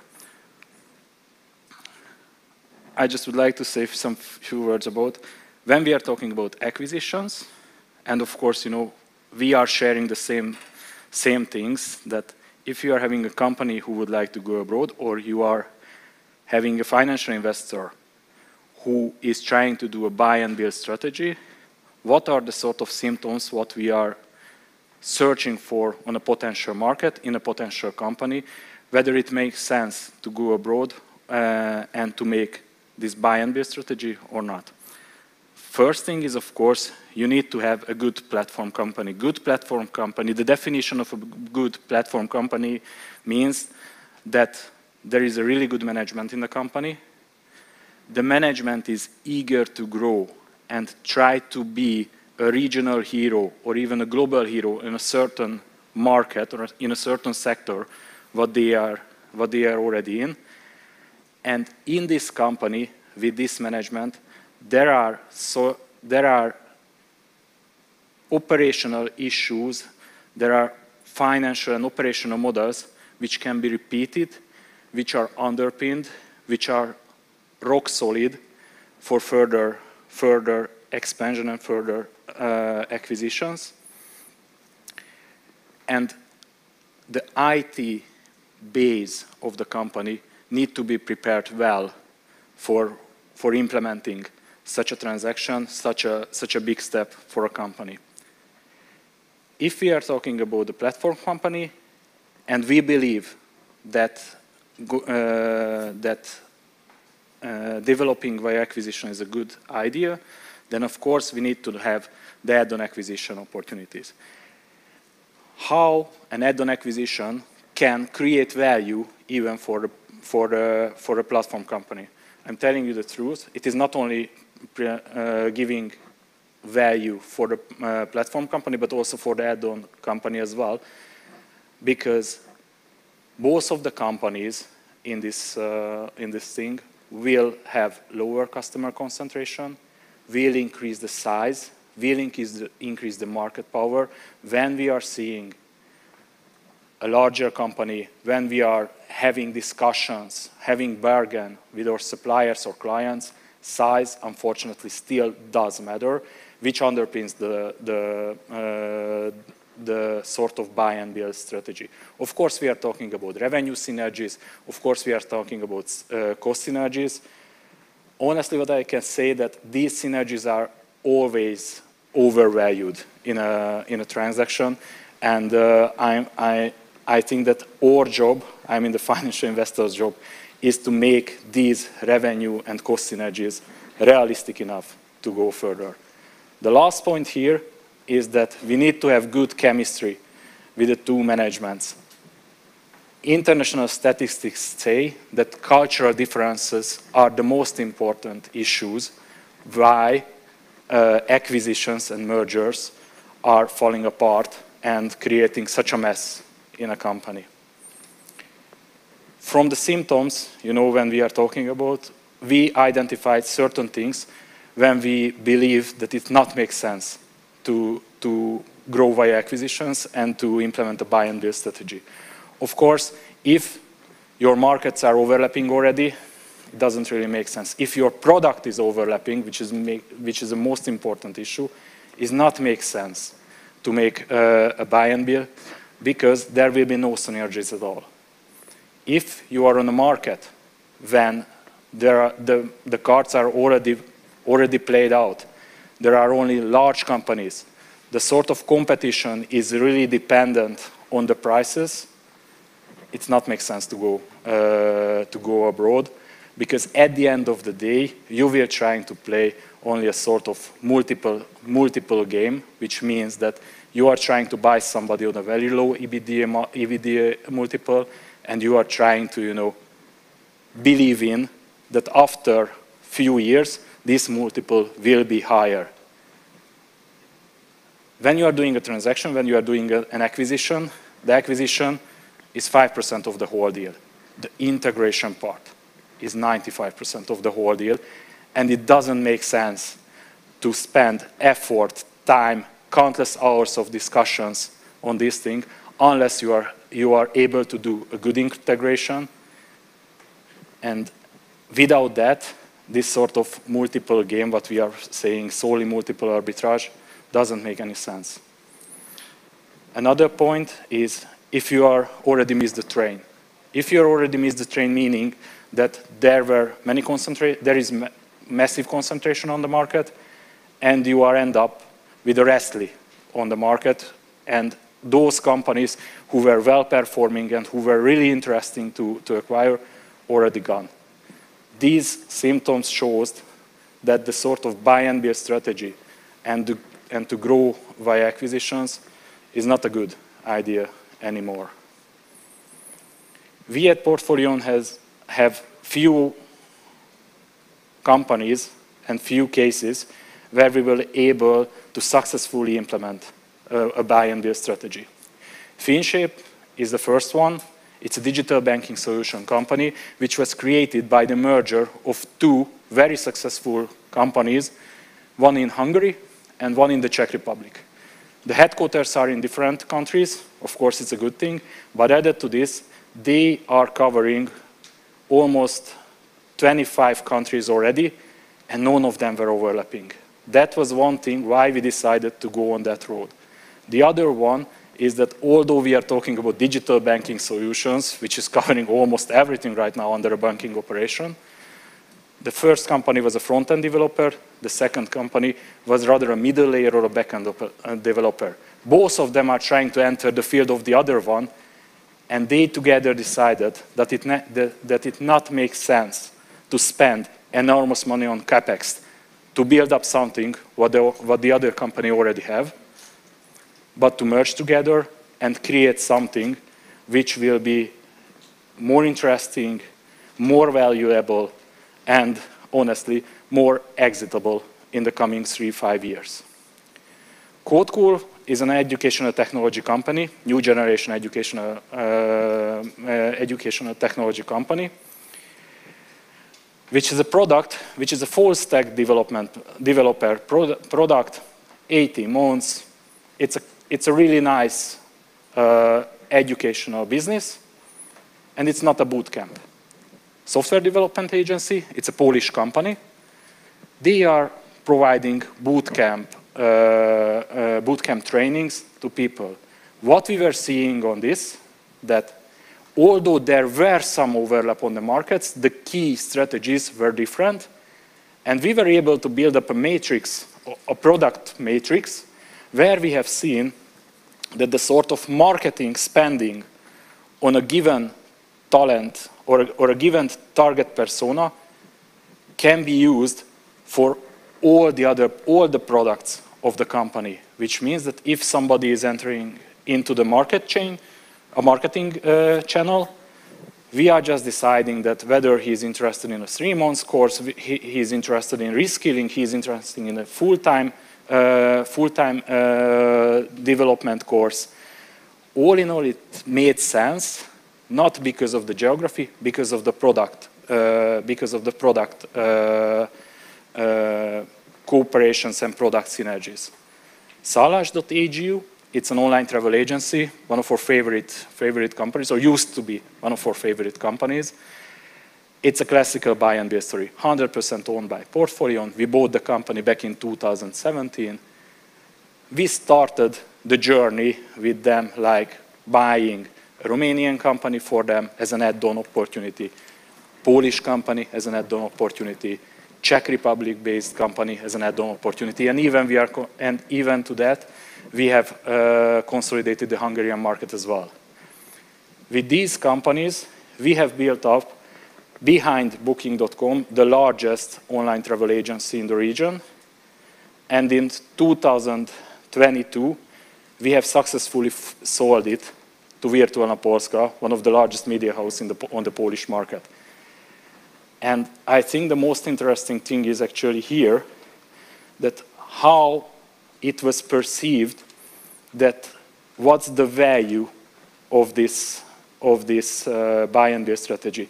As you are seeing, there are some certain blocks. There is an enterprise value at the very beginning where we bought Salash.agu. There was a value creation through organic growth. Of course, there was product development. Of course, there were developments on the markets and things like that.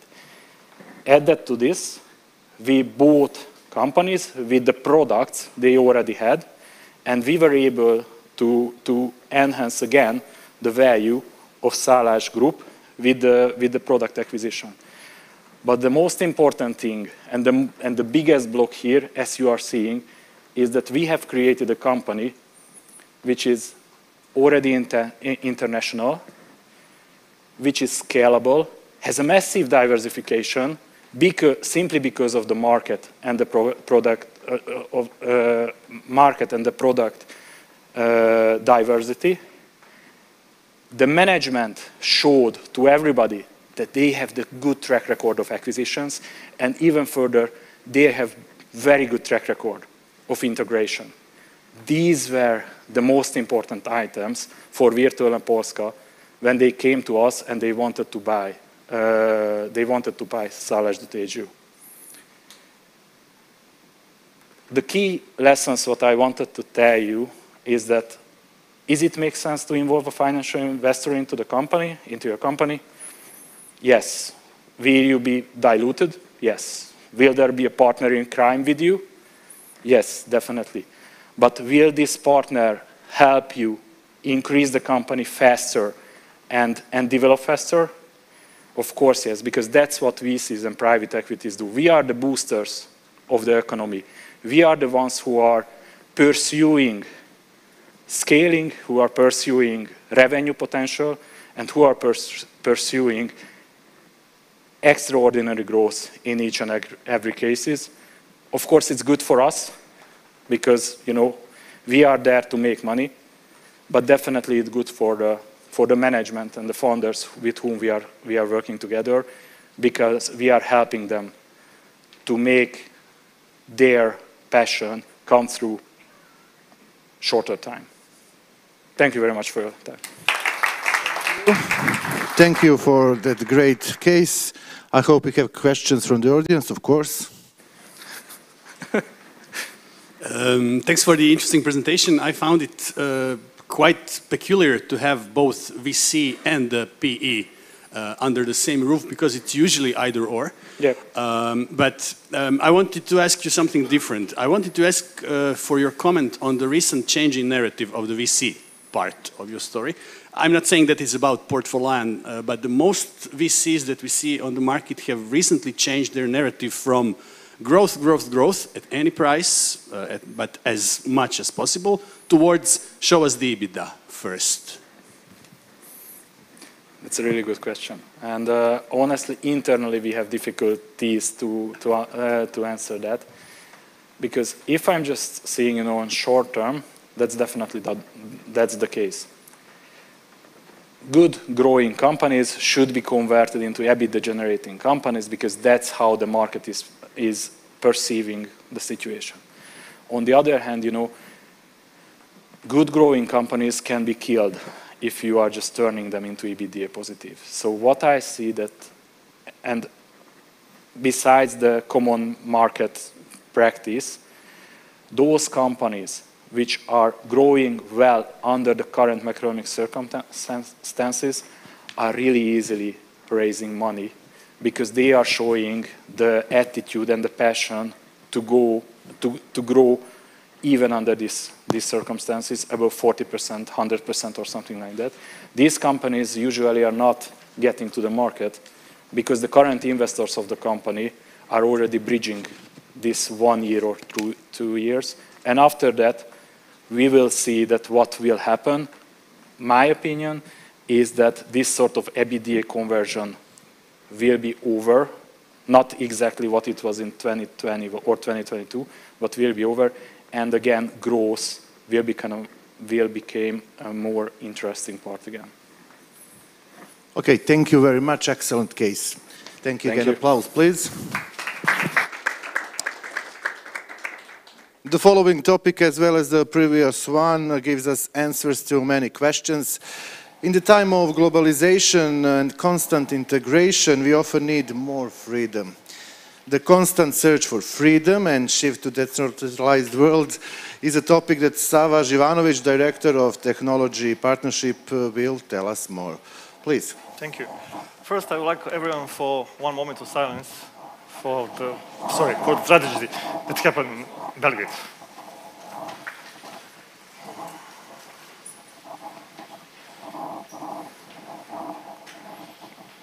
Thank you. Slaven. Okay. I think that everyone is looking for happiness. And I think that most of the people are finding happiness when they are free to choose. And I think that every revolution in our life, in our technology, comes with the freedom. Internet came as the ultimate choice for freedom. Why? We thought that internet is bringing whole world to our fingerprints.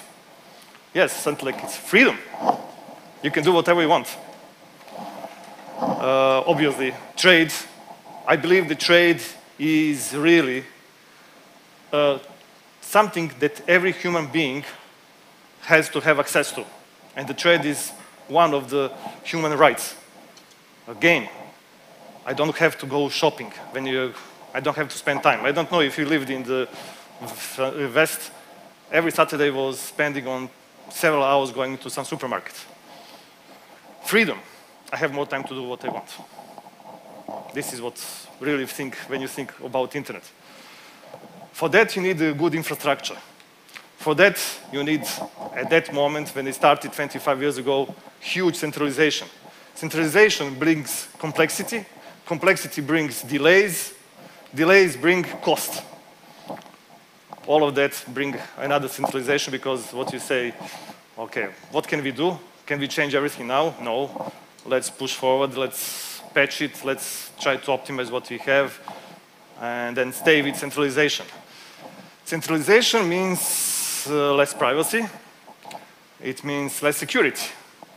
But okay, IT systems, everyone thinks about IT systems. Let's put the features first, and then we are going to add security after. Then came a mobile phone. How many of you think that mobile phone is freeing you? Or how many of you think that mobile phone is really kind of shackles on your hands? So, yes, this is what we started. I can be wherever I want. Again, freedom. But now? And again, it brings centralization. And again, it brings complex, each digital service with the current architecture, increase complexity exponentially. Delays, cost overruns, and everything else. Privacy, even less privacy, even less security, and then social networks. I believe that all of us can think that social networks could be great, but again, really, do you think that, do you want to have all your friends in one place? And do you think that that's right? And do you think that everyone on a social network is your friend? Unfortunately, we see results. Again, people thought this is freedom. Social networks bring another revolution, freedom. This is what we want. Another centralization with complexity, even now even worse, because people don't understand how systems work. You need something like someone comes new to a company and says, okay, I need 6 months, 12 months to understand how the system works. Because it takes time. Complexity brings delays bring cost increases, and so on, the vicious cycle. And now, because security is not important and privacy is not important, there isn't like saying, I don't have anything to hide. Do you know in which country this was by saying? East Germany. Do you know what happened with East Germany? People didn't like that. People liked freedom, privacy. So, with current systems, we have privacy RIP, rest in peace.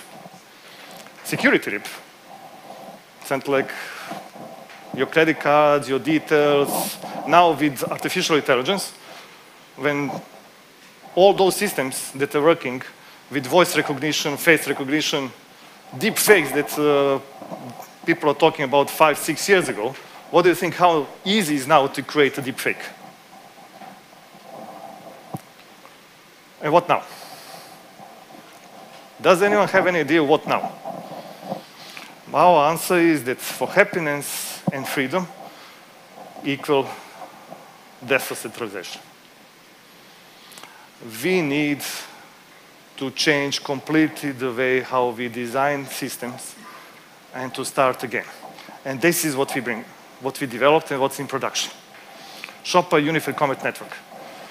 What we do is we're connecting sources of data and processes, doing the interface normalization, process normalization, data normalization, postbox for protection, business rules, artificial intelligence there to help speed it up, data out for additional business, for additional security protection.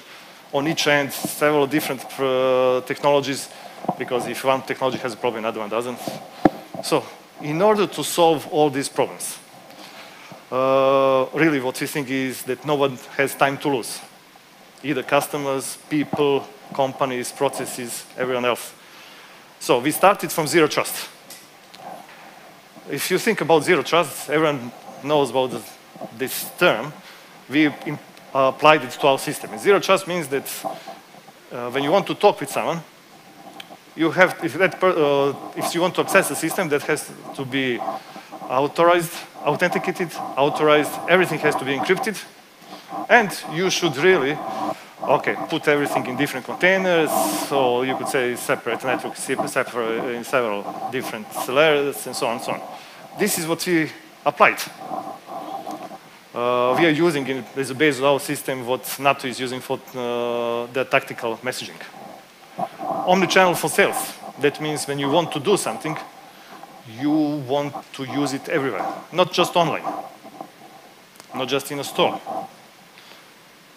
You want to use it everywhere. So what we start is with the privacy, self-sovereign identity. I'm the owner of my identity. And only if I have a contract with someone, an agreement, that company has to deal with my data. And a single sign-on. It's interesting that two letters are the same. And what does it mean to be fast? Everywhere. It can be applied to streaming. And there is a reason why I put it first. When I say streaming services like Netflix, Disney+, HBO, everywhere. And the reason why, because we are really avoiding Google and avoiding multiple shops.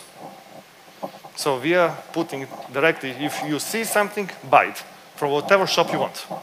Not only one, every. Online, of course, brick and mortar, and really marketplace.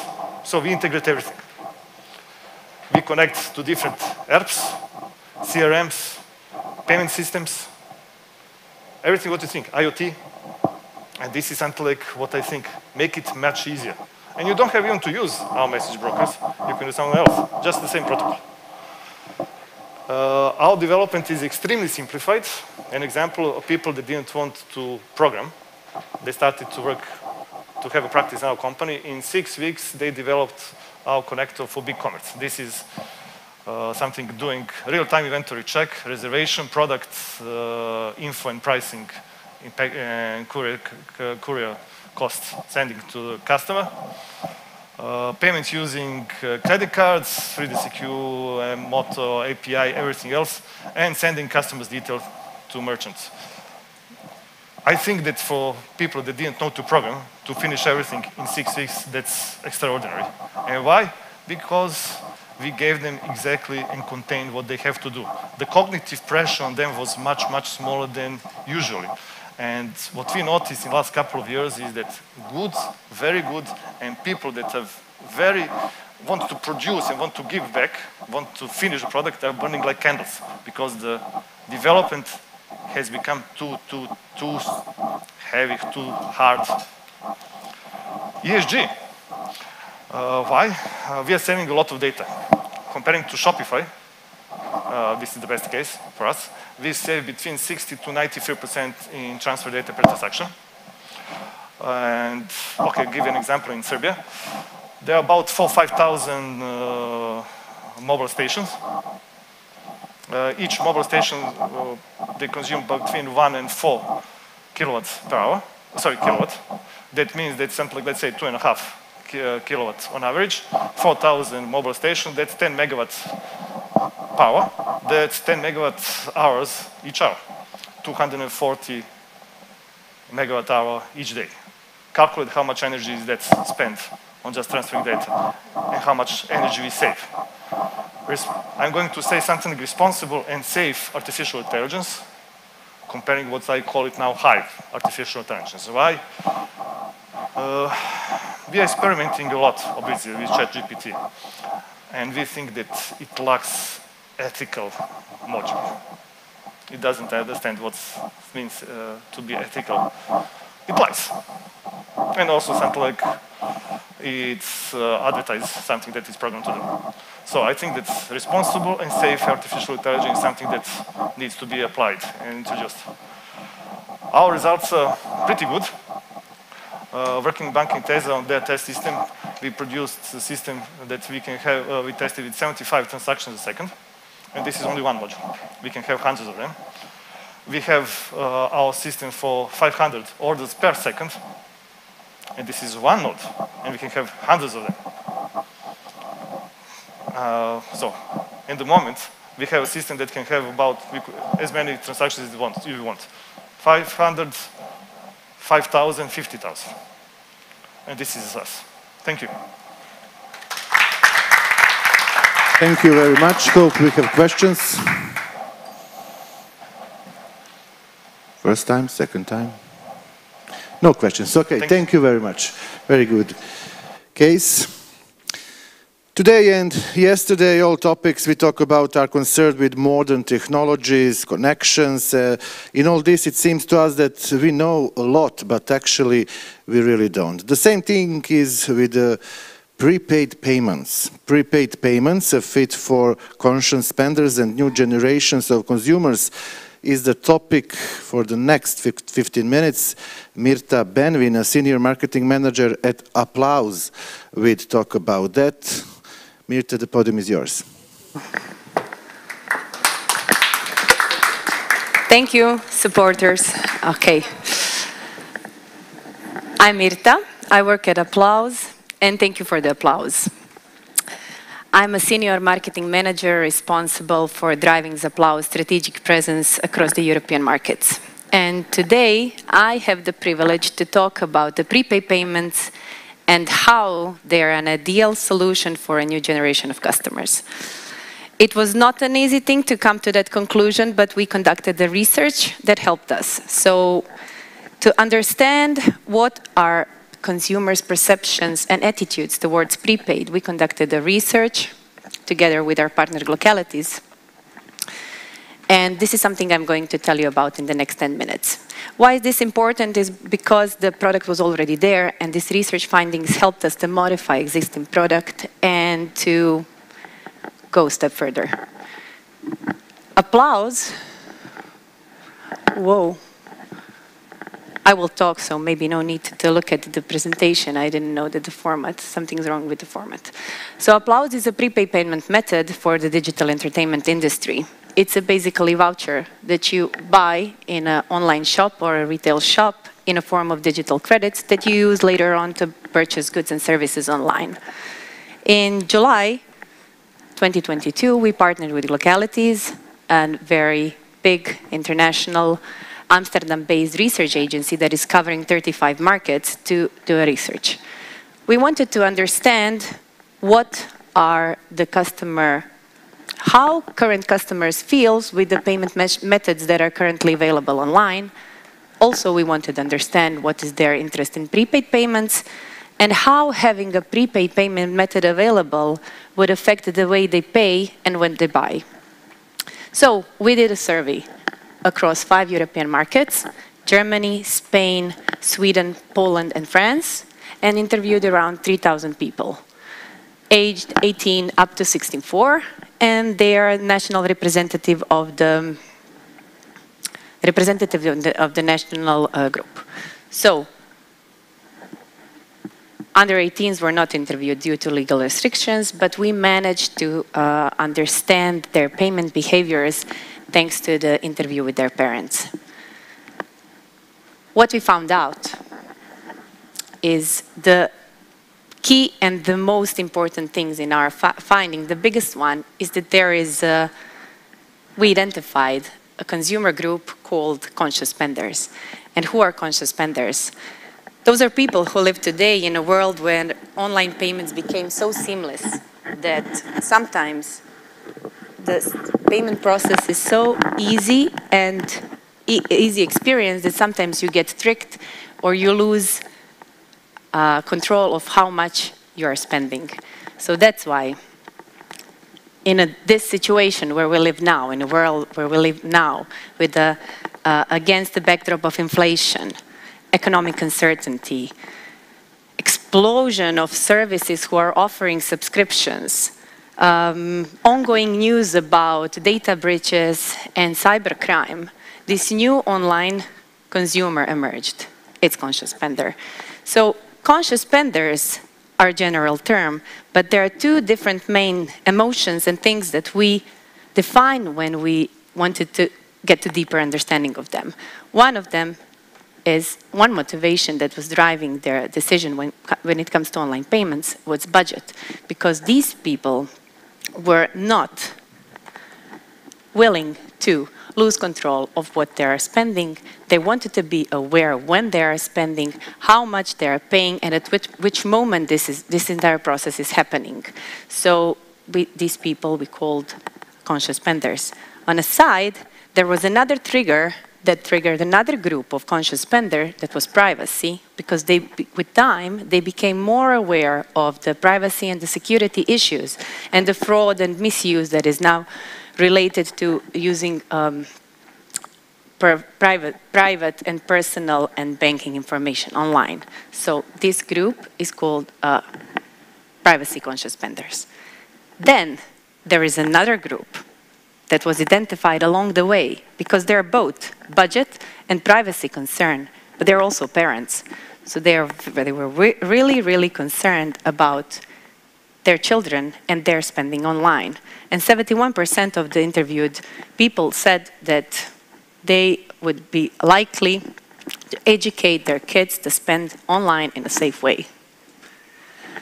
Looking at conscious spenders in general, aside from these specific groups, there are things that they would like to protect, and it's always the security involved, privacy involved, and budgeting involved, because 80% of them said that they want a payment method that protects them from unwanted or unexpected charges.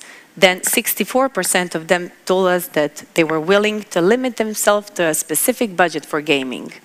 And then, when it comes to privacy, when they shop online, they don't want to associate their banking card with their online payments. Another interesting finding of this report is that we managed to identify consumers, especially gamers, who find prepaid method very, very attractive, because we got to the data that showed us how many gamers are out there. 47% of gamers are paying to play, while 40% of gamers are buying in-game assets. And we saw that 43% of people who are actively gaming are actually willing to spend more when they're buying for games and or when they're doing their in-game purchases. When it comes to gaming, there is a specifically sensitive one group of gamers, and those are children.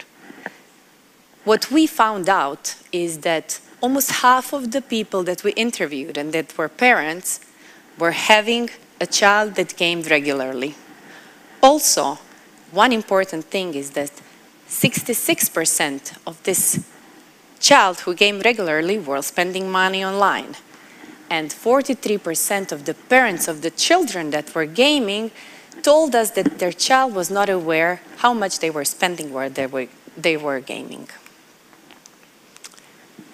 To understand a little bit more how all these research findings helped us to move in a certain direction and create our own product market fit, I invite you to take a look at this video, which is explaining what Applause product is, and then you will see what we did to move it one step further forward.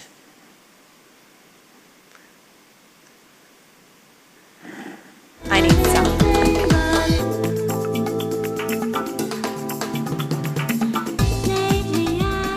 This is not the sound of the video.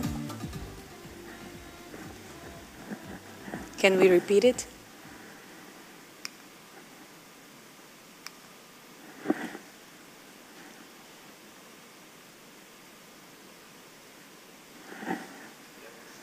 This is not applause.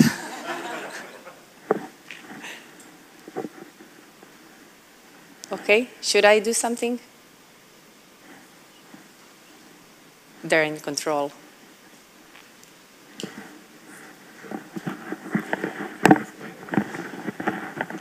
Yes, of course I can, but the video explains it much nicer. What I said, Applause is a prepaid payment method that you buy online, or in a physical retail store in a form of digital credits that you can later on use to purchase goods and services online. Applause doesn't hold any value aside the value that was chosen by the customer. So when you pay with Applause, you know exactly how much you're spending. Also, this Applause is not having or holding any personal or financial data associated with it. With Applause, you always know how much spending, and that's a fair way to pay. Applause was designed for people who would like to spend online like they spend in a real world, like they spend cash in a real world. I would really like to show you this video. It's a really good one.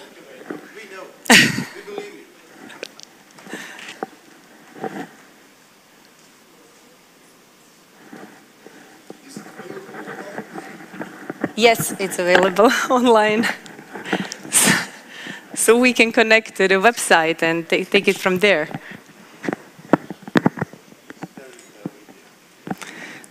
And my presentation is gone, and I will need it to.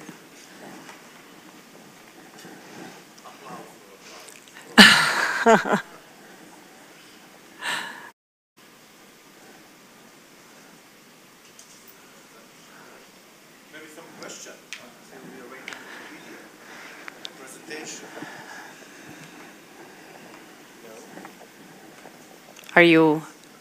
Did you have experience with the prepaid payments? Do you use them maybe when you're making online purchases? Yeah, there is a question.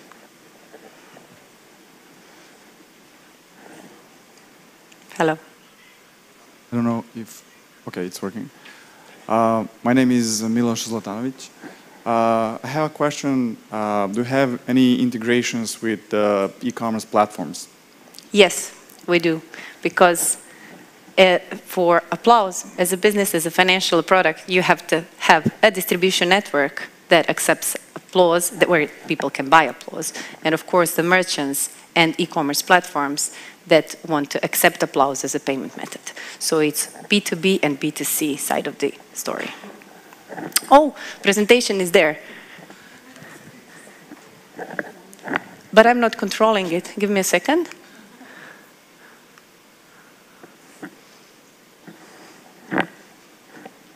Thank you. Should I move on now to the video?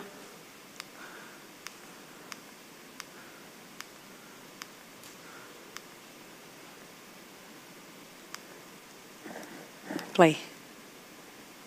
Enjoy. Click, click. No, no sound. Okay, but then we should ignore the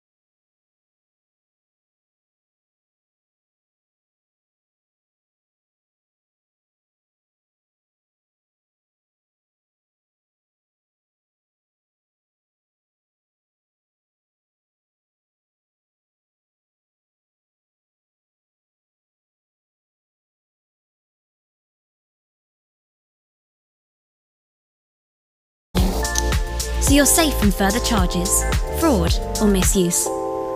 Make every online payment a conscious choice. Applause. Choose conscious spending. This video cost a lot. I needed to show it.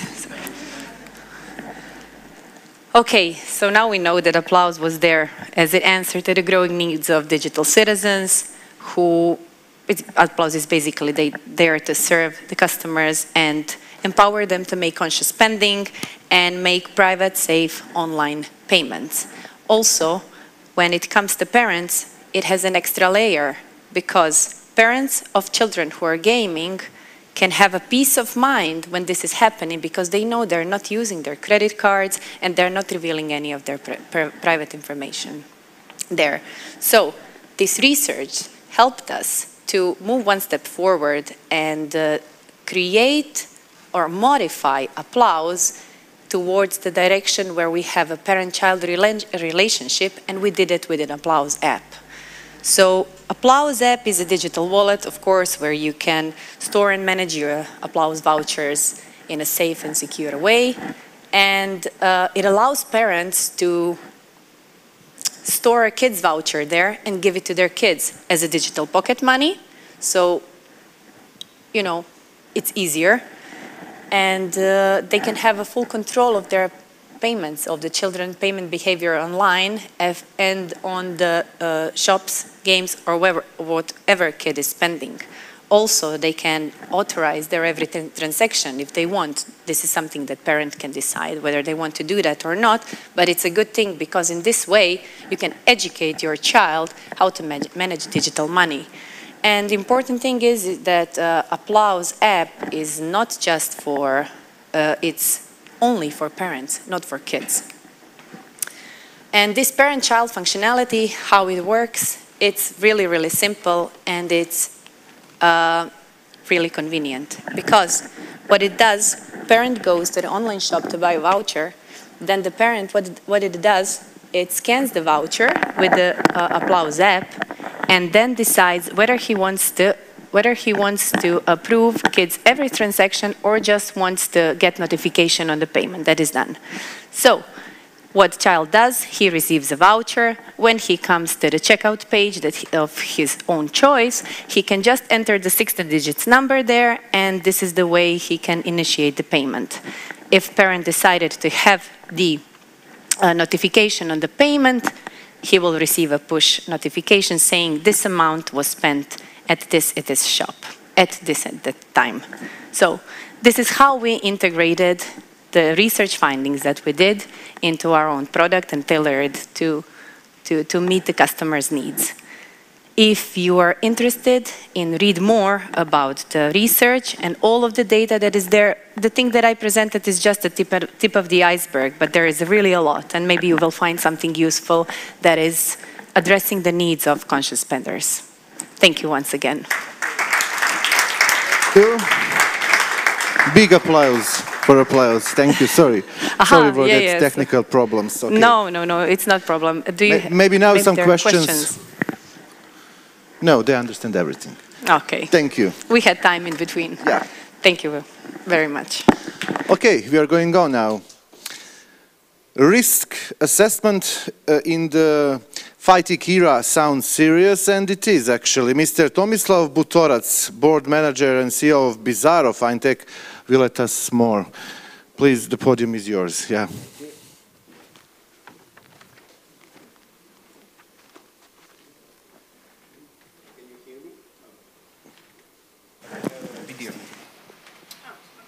Doesn't matter. Yeah, they told me that I have to prepare it, the guys in the whole pitch in the video, so I'm not going to be coordinated with the video, but doesn't matter. Just a few words about previous pitch, Applause. I'm a proof that everything works that the girls said, because they have the biggest and the best office in our city, and we are all jealous on them. That's true. Just in a few minutes, I'm going to talk about our business case, about risk assessment, and what's the difference between digital banking and traditional banking, and I'll try to be quick. So first of all, when we think about digital banks, if you see they offer a lot of products such as IBAN opening, lending, and so on, but they are not offering complex lending. For example, there are just a little number of digital banks that, for example, can offer mortgage loans. Why is that? Because it's a complex lending, and there is no existing risk assessment that they can create.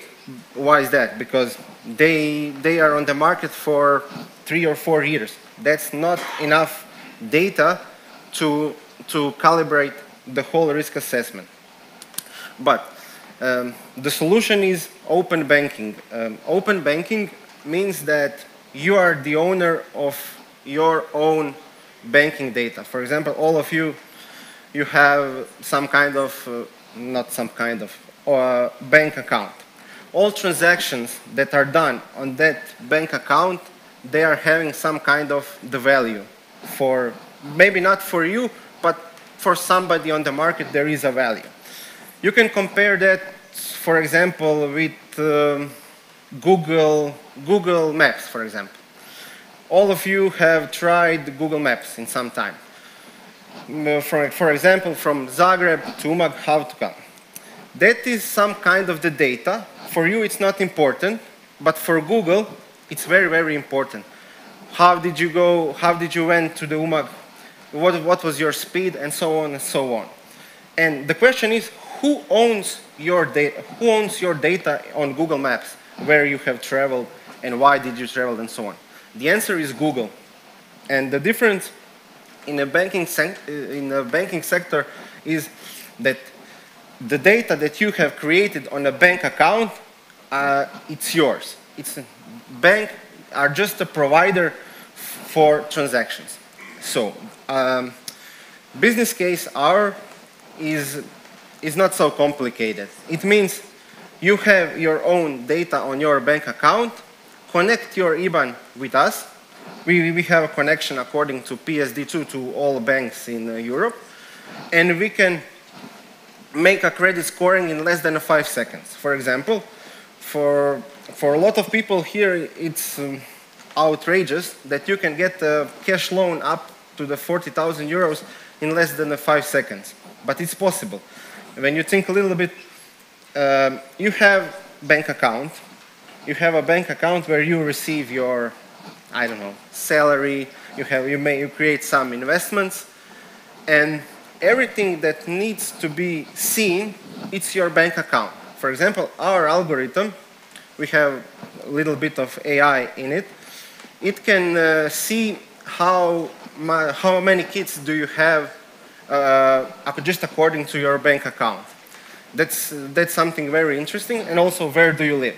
So there is no need for bank to ask you such a stupid questions. For example, what is your salary? You have it on a bank account. It's visible in less than a half second. You can have a lot of data, and we implemented AI in it. What is actually AI? When we talk about implementing AI into the banking, AI is not decision maker in a banking process. AI is not making decision, will you receive a loan or you will not. The capability of AI algorithm is that it can absorb a lot of data in maybe 5 seconds, for example. For example, this is AI labeling. We have a capability, we create credit scoring we take all of your transactions 2 years ago in less than 5 seconds. So can you imagine every transaction that you have created in last 2 years for a coffee, for a parking, for whatever you need, everything in 5 seconds. And then when I have to return it, the story on the digital banks.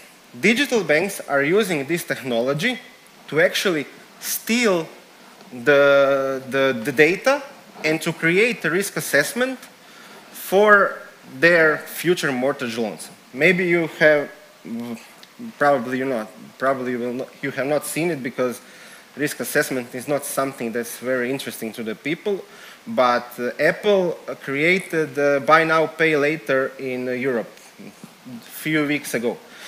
How did they create it? They bought a company that's much successful than ours in London. It's called Credit Kudos. And they are calculating risk assessment in 3 or 4, 5 seconds for Apple customers. And that's the base for example, for buy now, pay later that's created by Apple. So quick credit scoring is actually, for us, it's the ground floor. It's the basic for quick client acquisition because nobody wants bad clients. That's common sense in banking, and for the low default rates. In our experience, we are now selling our services in B2B sector to the banks, and that's horror, but okay. For example, they still don't believe in our technology very well. For example, with traditional banks, we have testing phase that lasts for 2 years. For 2 years. When we work for some fintech, we have like two weeks of testing, go, no go, and we are launching the products very quick. So you can see it now on the screen, the basic of the whole, and we talk about our business case. We tell you, connect your IBAN with us, then you have to give approval from your bank, where the IBAN is open. Give me your approval, I'll check all of your transactions, and you will receive whatever kind of loan, mortgage, cash, whatever it needs, in less than 5 seconds. And that's the top user experience in the lending management. Because people, if probably all of you have tried to take some kind of credit loan from the bank, and I'm 100% sure nobody's satisfied with the process. I'm 100% sure. But it's not about the people in the bank. The processes are just like strict because of the strict regulators. It's not that in traditional bank all people are stupid, no, because they are strict because of the regulator. And that's the situation how it is. So I don't know what's actually, I still don't know what's the future for us.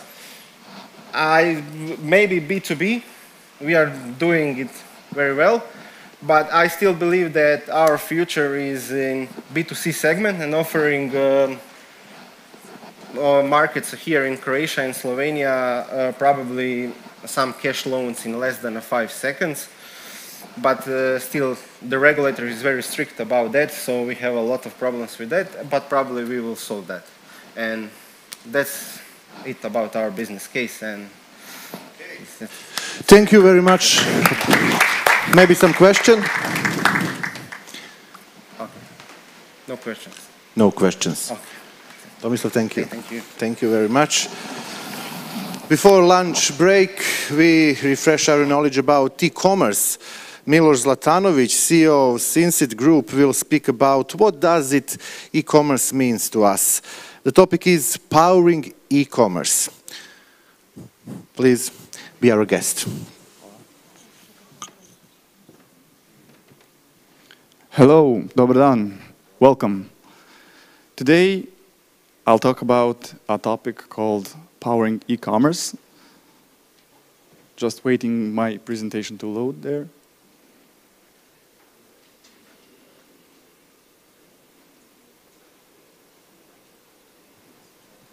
I'll talk about our startup called Athena Search.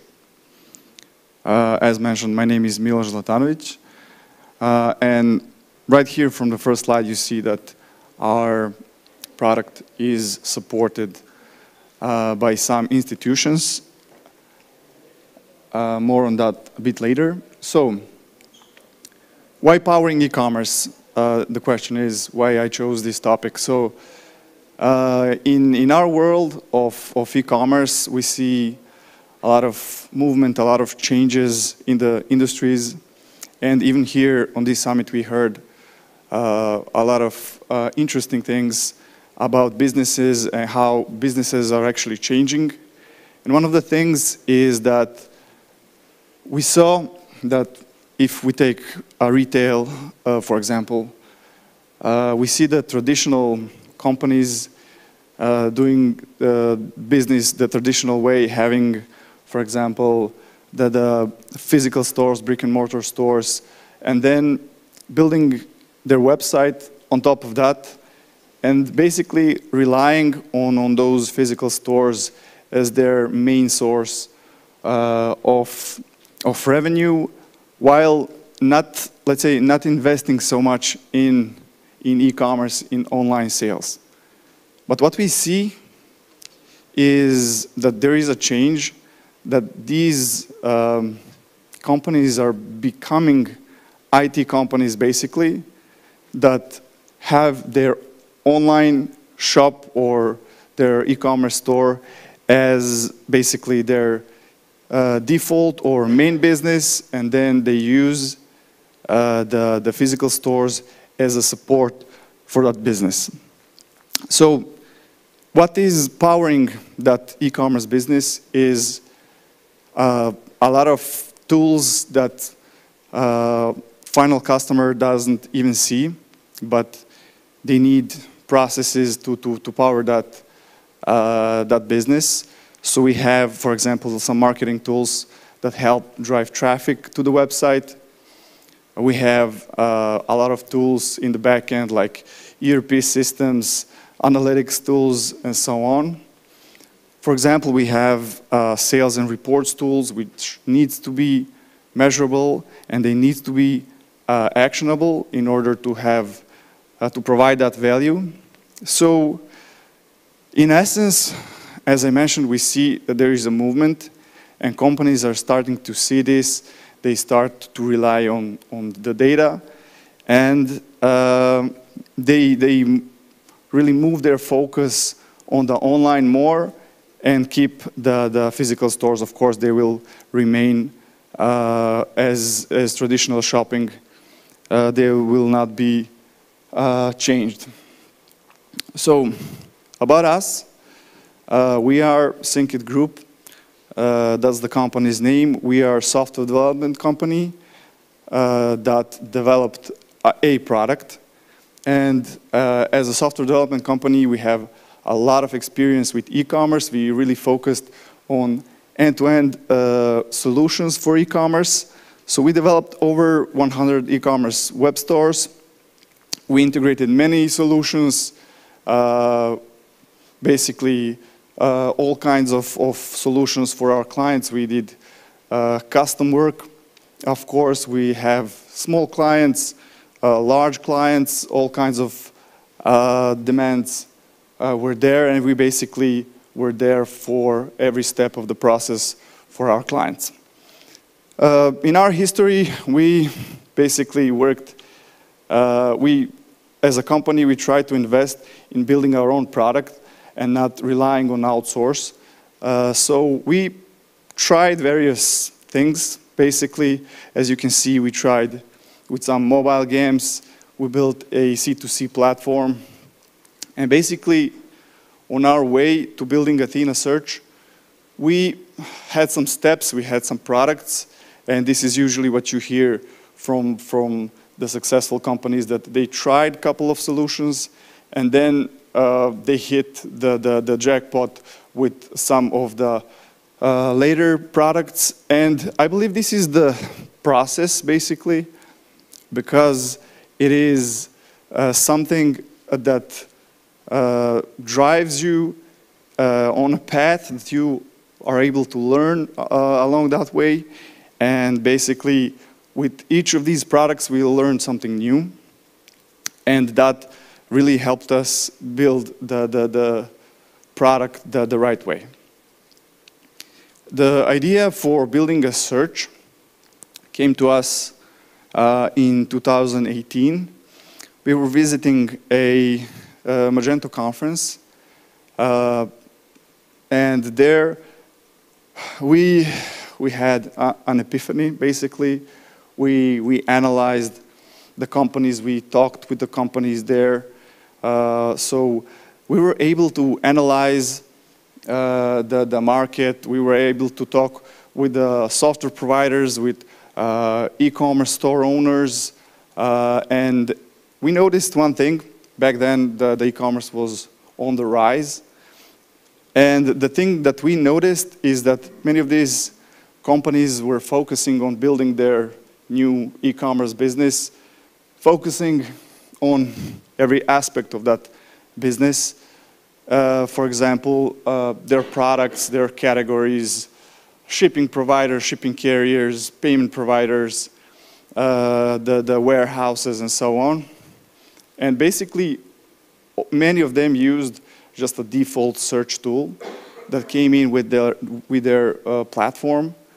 And we noticed, we tested a lot of them, we noticed that there is a weakness on their website, which is search. And for e-commerce, the search is really essential, as people needed to find the products on their website. So we started very simple. We took the data from the client's website to our cloud platform. We index that data, process that data, and send the processed data back to the website. So this is the simplified version, and this is how it started.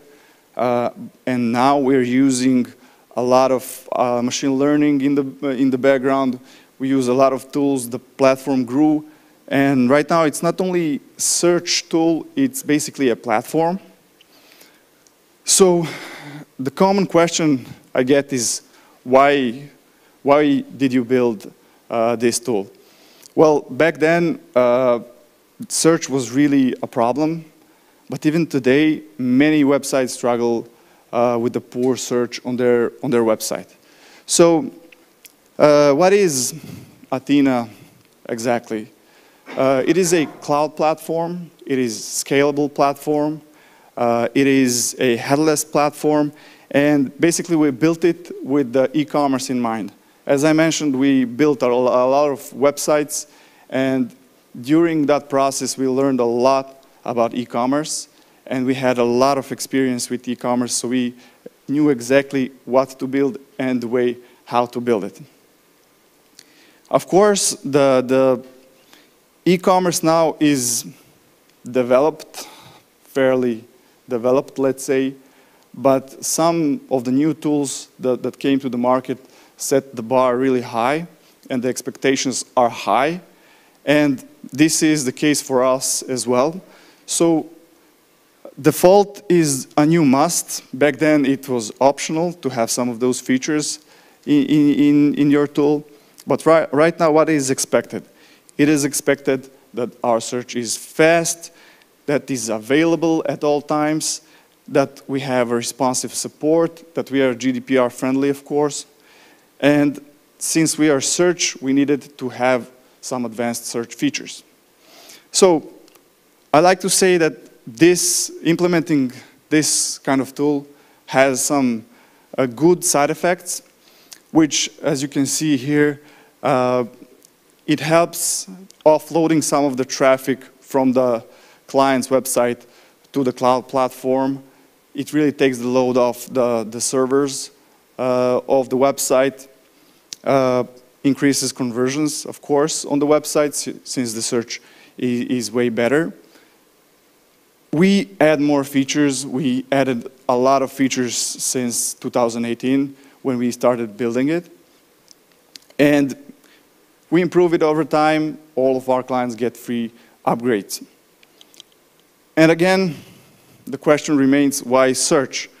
We could have built many different tools that are necessary in the e-commerce world to power the e-commerce. And search, as I mentioned, is still very poor in many websites. And here is some statistics.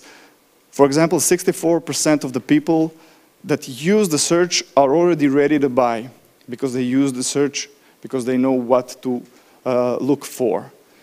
43% of the users go directly to the website search, which is interesting. Of course, this depends on the design of the website and so on. For example, 34% of the people search non-product related material on the website, which not many default searches are able to do. And of course, site searches are very more likely to convert or to buy something on the website. I mentioned that we are a platform now, meaning that we have more than one product on that platform. One of the things that came after the search was category navigation, which is basically powering all the categories on the website, because all the data that search needed is also available in the category navigation. And what we saw here is a possibility of reduction of the server cost for our clients. In some cases, it went up to 58% in reduction of the server cost. Of course, the load is faster. As I mentioned, we do a lot of pre-processing of the data, so it's ready to go when it is on the website. And of course, we add all the features which are basically latest and greatest in the industry for e-commerce, for the categories. This is how Athena Search dashboard looks like now. So this is version 3.1, and it has a lot in it. So we have built a lot of tools to support the search. So it's not just a simple search, it's a very customizable one. But I won't go into details about the product, but actually to go into details of the startup as a whole. So this is our timeline and how we built and what we built in the timeline. So basically, in 2019, the first version was released. In 2020, we had another version of it. Of course, we added a lot of features. We improved a lot. We learned a lot. In 2021, we created the category navigation I was mentioning. And then this was the time when we started the project with the Serbian Innovation Fund. And based on that, we released version 3, of course. And since then, we worked on a lot of things. Of course, our team grew, our client base grew, and we were able to hire more people and to have more people work on it simultaneously. So basically, we started developing the product into several directions. So we created something called Athena Lite, which is, let's say, a younger brother to Athena, because it was built for enterprise, but we noticed that there is a lot of market there for the smaller websites, so we built it with less features, but let's say more optimized towards that kind of market. Since then, we started a project with StarTech. We started building Athena Analytics because we noticed that there will be a problem and is a problem, the first-party data. And we wanted really to focus on that, especially because in early days of Innovation Fund, we started using machine learning a lot. And we noticed that we need data and a lot of data in order to use it properly, in order to take advantage of that data and send it back to the e-commerce website as a value. So we started building Athena Analytics, tools basically to gather the data. Of course, we went through all the GDPR-friendly things that we needed to go through. And after that, we have a project with StarTech.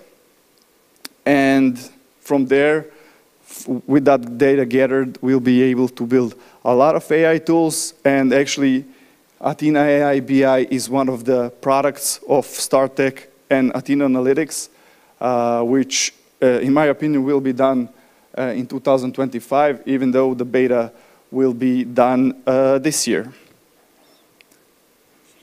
So all of those things combined really power the e-commerce platform. E-commerce platforms stay in the middle, so we can take any client, any platform in the world, and we can integrate with it and power it from there. Basically, the e-commerce will stay untouched. It will stay in the middle of everything, and we'll be able to use our tools to power it and to make it a lot better, faster, and of course, it will bring more value to the customer. We have now a few big players in the region as our clients. We have, for example, Fashion & Friends, Italian brand Replay, and Virt. We have all of their websites, support all of their websites across the region, replay even on the global scale. Of course, our clients or our early adopters had many nice things to say about the product since they were there from the start. We worked with them. They provided the feedback to us. We were able to create additional value, but we focus really on making it global solutions because the platform itself is something that can power any e-commerce platform, as I mentioned, and we wanted to have something global to cover more ground, let's say. But of course, we always listen to our clients and act accordingly. So with us today, we have our Chief Business Developer, and we have our Chief AI Officer. So feel free to ask us any questions. Thank you. I hope we have some questions. No, everything is clear. Okay, thank you. Thank you very much for that presentation. Ladies and gentlemen, it's lunchtime now. We'll be here at 4:55 p.m. Enjoy your meal.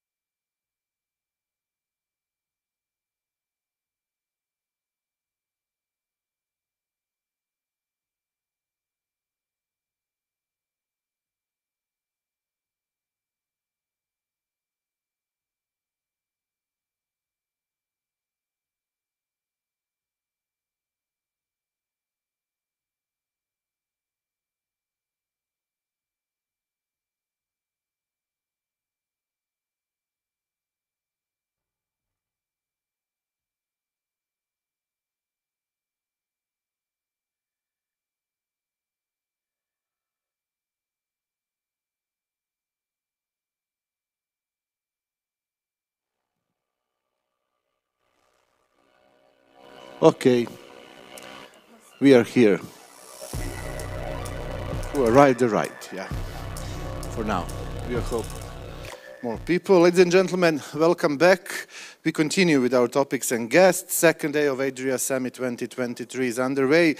In the next just under half an hour, Marian Bračić, President of the Board of Data Privacy Manager of Legit, will tell us about preventing nightmare AI scenarios with ethics and privacy complaints. We call the whole story Navigating the Changing Business Landscape with the Data Privacy Manager and Large Language Models. Mr. Bračić, you're here. Yes, thank you. The floor very is much. yours.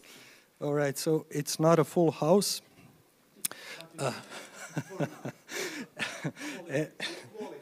And I was thinking when the organizers saw the topic of my presentation, they said, no, not on an empty stomach. So it's after lunch, so this is how it is. Anyway, thank you all for coming. And my name is Maria, and I'm the CEO of Legit. And our product is Data Privacy Manager. We deal with privacy compliance and privacy protection.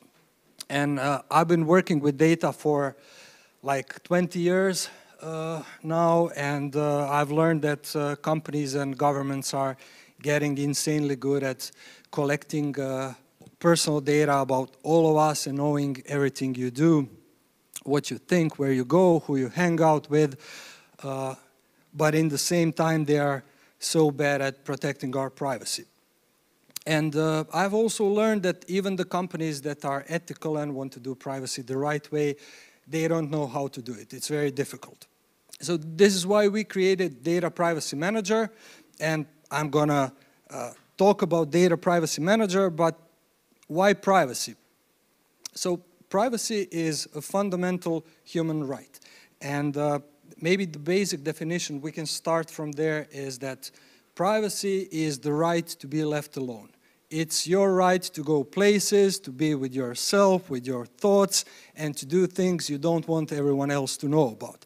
Maybe if you talk to your doctor or psychiatrist or a close friend or a partner, you don't want everybody to know about it. But when I talk to people about privacy, when I talk to even family, friends, but people in general, sometimes they say, why do I care about privacy? Right? So I have nothing to hide. I'm not a bad person.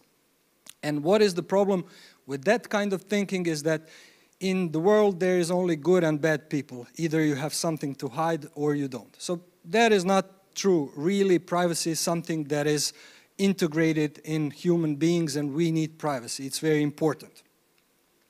Now, how do we protect privacy as a society, as a civilization? The only thing we can actually do is create regulation and enforce regulation to businesses, because businesses must run for profit, and if privacy is expensive, and it is today because it's difficult, then they need to have also regulation and big fines. And this is a topic that is very relevant even today in Croatia, because 2 days ago, supervisory authority in Croatia, AZOP, has imposed the biggest GDPR fine so far. It was 2.3 million euro for a debt collector agency. And if you look at all these big brands, they have like 3 things in common. First thing is that they all have problems with privacy, and they got fined with amounts ranging from big to gigantic. The second thing is that if you talk to their engineers or if you listen to the whistleblowers, they will all say, we don't have a clue where we keep all your personal data. And the third thing for sure is that they didn't use Data Privacy Manager. So what is DPM? This is our product, and it's an end-to-end software automation platform which is designed to solve all privacy compliance challenges for enterprises, designed to protect individuals' privacy and also to minimize privacy compliance risks for companies. It is built on our proprietary artificial intelligence, and it is designed to actually solve any kind of challenge that a company has, to help the companies do privacy the right way. And I think normally when you think about privacy, it is designed to protect personal data. As every company today collects, stores, and processes personal data, you can imagine that we sit nicely across all verticals and all industries.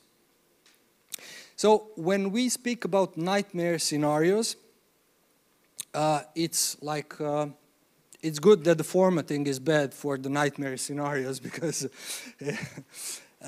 it shouldn't be good. So when we speak about nightmare scenarios when it comes to artificial intelligence, you may wonder how privacy is related to that. And there is a reason I chose this specific books. Like everybody knows about 1984, George Orwell's novel about surveillance state, and I think sometimes people get the message wrong. The message is, if you know that there might be someone watching you and surveilling you at any point in time, at any location, you will change your behavior. It will be like a prison for the mind. Then The Circle, it's a nice dystopian story about a company called The Circle, which has genius ideas and technology which are really intrusive to people's privacy, like wearing cameras where everyone can see whatever you see all the time. And it doesn't have a happy ending. I mean, it ends with the idea, with the new technology, which can actually read people's thoughts. And now, the Minority Report, I guess you know about it. It's leaning nicely to this one, and it's about a government creating a solution where they can not only read your minds, but they can actually predict what you're going to do next. And if it's a bad thing, then you go to prison even though you didn't do anything. And the last one is not a book. It's a flag. It's a flag of North Korea. And it's a country. And it's a good example of how life would look like if you don't have any privacy, where people are actually afraid of saying what they think or doing what they want to do because of potential retribution from the government. So these are not nice scenarios. And I think the worst scenario of all is like full surveillance all the time. This is, by the way, an image generated by DALL-E, which is one fine example of generative AI. I hope there was a lot of talk about AI and the future of AI during this couple of days. I just arrived like 2 hours ago. And I think the worst thing about surveillance that also people don't understand is that it's not that everyone is watching you all the time. I mean, there were social experiments where they actually tried to create a way of how to control people, how to make people submissive and compliant without using brute force. So they used the prison in the US and they built a big tower, and on the top of the tower was a glass room with dark glass on the outside, so the prisoners would never know if someone is watching them.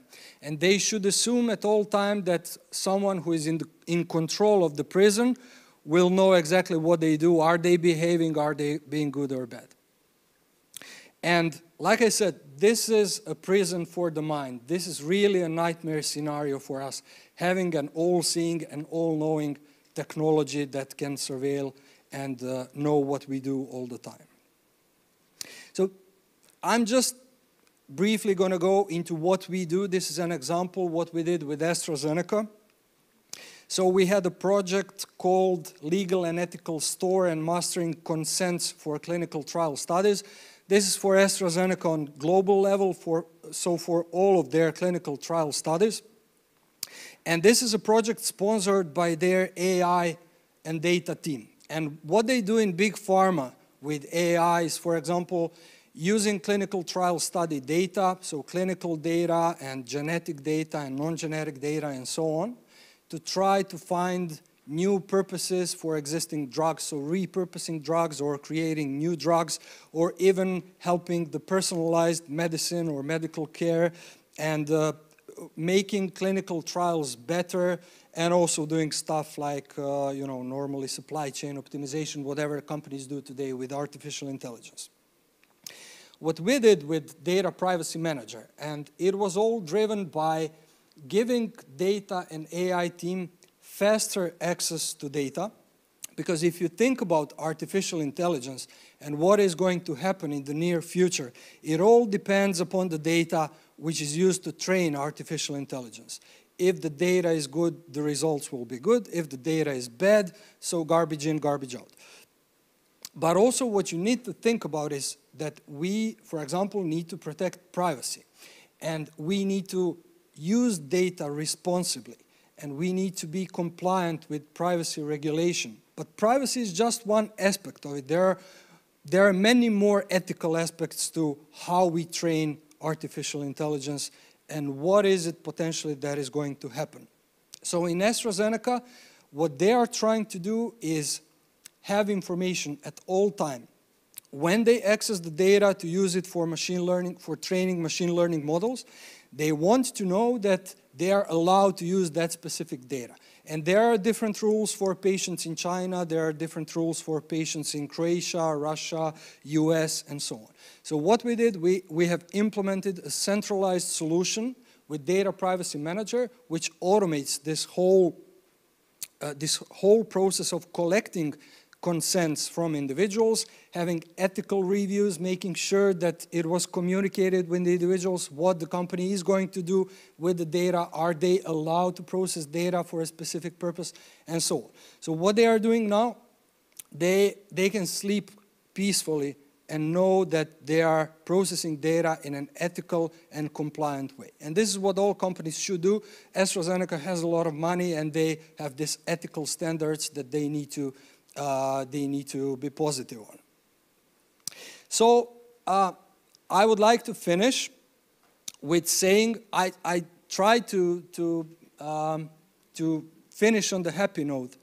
And I also use DALL-E to generate like an impressionist image of a painting with the title, A Happy World Where Privacy is Protected. This is one of the pictures it created. But what I want to say, if you want to take away anything from what I said, is as companies, as businesses, think about privacy, invest in privacy compliance, because it's becoming more and more relevant and more important if we want to build a sustainable future where we will use new technologies and artificial intelligence to our advancement.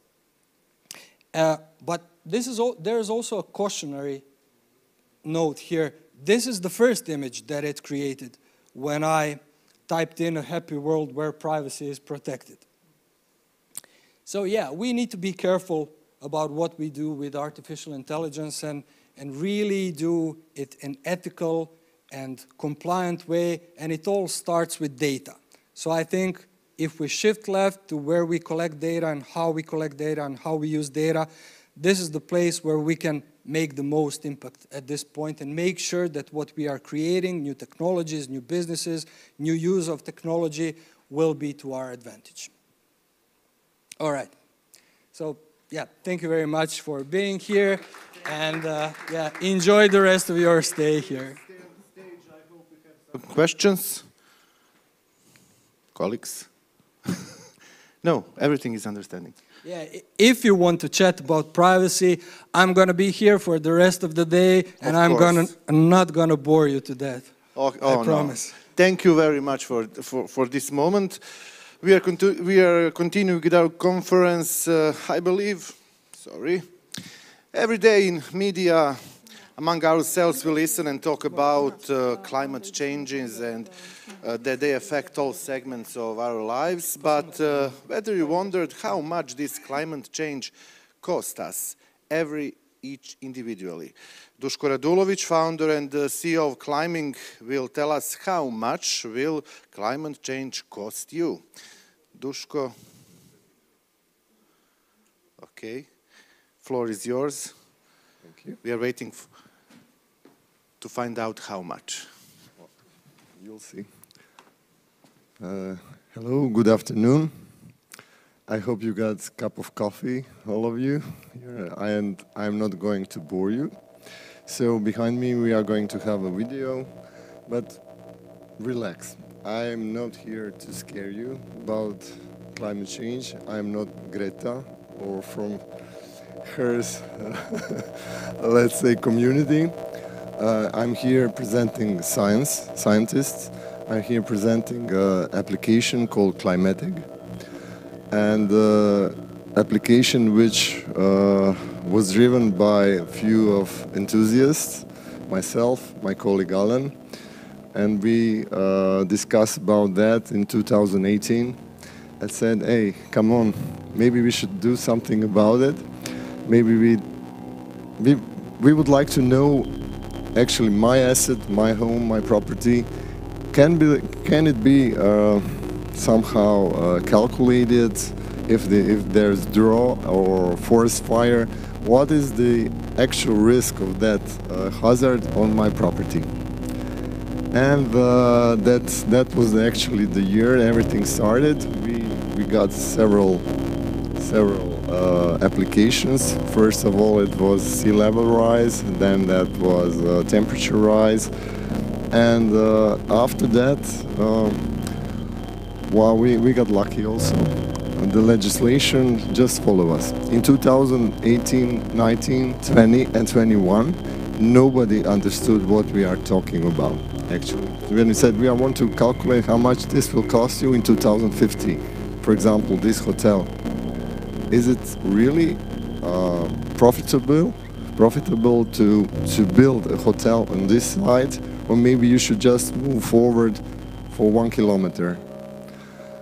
And back then we spoke with our target clients, and we were really enthusiastic that everybody should know how much his property will value in the future. But now, since 2021, there were the first laws. The first law went to bankers, and after that they got stress tests. Nobody passed. They don't know what they into it, actually. They don't know how much their collaterals are endangered, and they didn't know how to value their risks. After that, the same situation was driven to insurers. So banks and insurers, actually, they are owners of almost every property in the world. And the first laws were actually for them, and they are now obligated by taxonomy and ESG reporting to do that. And where climatic is, what is the highlight of climatic actually is physical climate risk.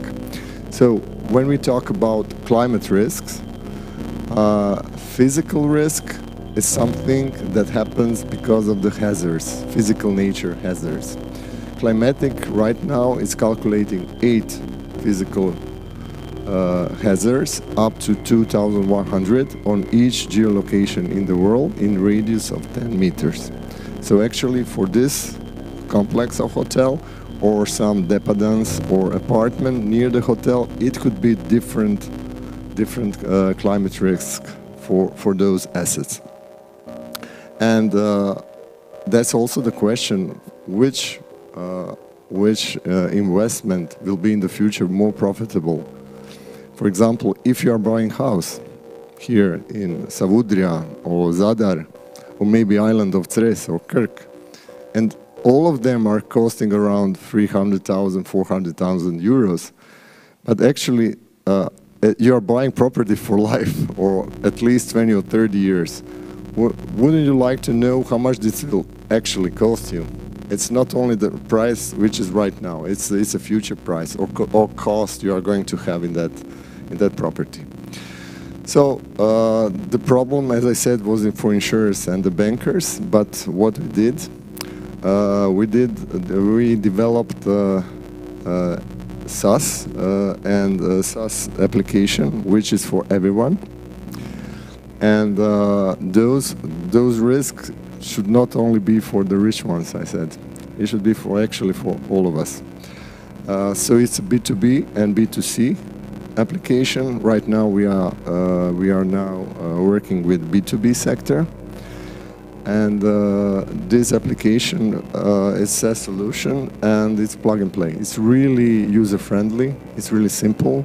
You write down your address, you just pin it on a map, or if you know geolocation, you can put it on and everything just continue. Here's a show how it works.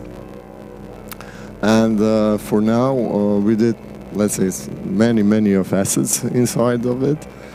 And we are got lots of testing. Actually, we got the latest testing we got is from Marsh Reinsurance. I have to tell you, they are really smart. They send us geolocation, and a couple of those geolocations were offshore. They are windmills. So can you calculate for that electricity plant of windmill, how much climate change will infect those locations? And we can do it. We can do it. It's not only it's onshore, offshore, and we got also plenty of other insurance and banks which are now calculating that and using our application. As you can see here, we are using two scenarios which are defined by UN. It's 4.5 and 8.5 worst case scenario. And here you can see also not only for each asset, but it can count all portfolio of yours. For example, if you have 100,000 collaterals as a bank, you want to see each moment which of those assets are in the red, extreme risk, and it's a sign, go, leave it, take some other collateral. As you can see how it works, this is I call it a huge sausage. And it has data harvesting, satellite data, global climate models. Of course, we are using historical data. We have up to, I think, Alan said something different, but I think now we are having up to 20 sources. And what we are using besides those sources, we are using machine learning and artificial intelligence. I'm always surprised what our team of scientists can make. For example, now we are making a project with port authorities in island of Cres, in Rovinj and Portorož. We want to give them information if the sea flooding is going to be 7 days, at least 7 days before, so they can prepare. So how can we do that? Amazing, but satellites actually is screening every wave, and it can tell us deviation of each wave. And if you have more than, let's say, 20 centimeters of deviation, it calculates, and using the artificial intelligence, it can give us the result, and our algorithm says, okay, it's the time, it's going to happen something. So, as you can see, we are really high-tech in this moment, and actually we were in a garage until last year. So the friend of ours said, okay, I think it's time that you are ready to go out and present, and we went for 3 challenges. We won't go any further. We said it's enough. We won all 3 of them, so it's because we have to have that score. But the first one was actually the best one. We went to Green Future Conference, and that was, let's say, a kickoff moment for us, for the company. This is also our team. It has from all sectors. Most of them are physicists, but we have also energy engineers, environmentalists, economics, programmers, and other. So I think I said it all, and hopefully you had fun with Climatic, and you can use it pretty soon here. So thank you. Thank you. Thank you for this great presentation. Maybe some questions. Yes, just a second. Thank you very much. It sounds really interesting. I'm Ivan from Procredit Bank Serbia, and question from the banker, obviously. Did you have any, let's say, materialized risks that over these 5-6 years you identify and then risk really materialized, so that climate change or let's say some weather issue like drought or flooding happened, and that was the avoiding of the loss for the client, bank or insurance. Just repeat if I understood good. So did we have? What is my concern, basically? In banking, banking is taking risk. So avoiding risk is the smartest way to really, not to take any risk, and you don't have any kind of asset that is contagious. But basically, if you just avoid, you are missing some business. Mm-hmm. So my question is, you have a short history, 6 years, 2018 till now. So my question is, did you have any event that you predicted that in this part of this piece of collateral item, that risk will, that this is high risk item, bank went on or off, I don't care, but risk materialized within these 6 years? Thanks.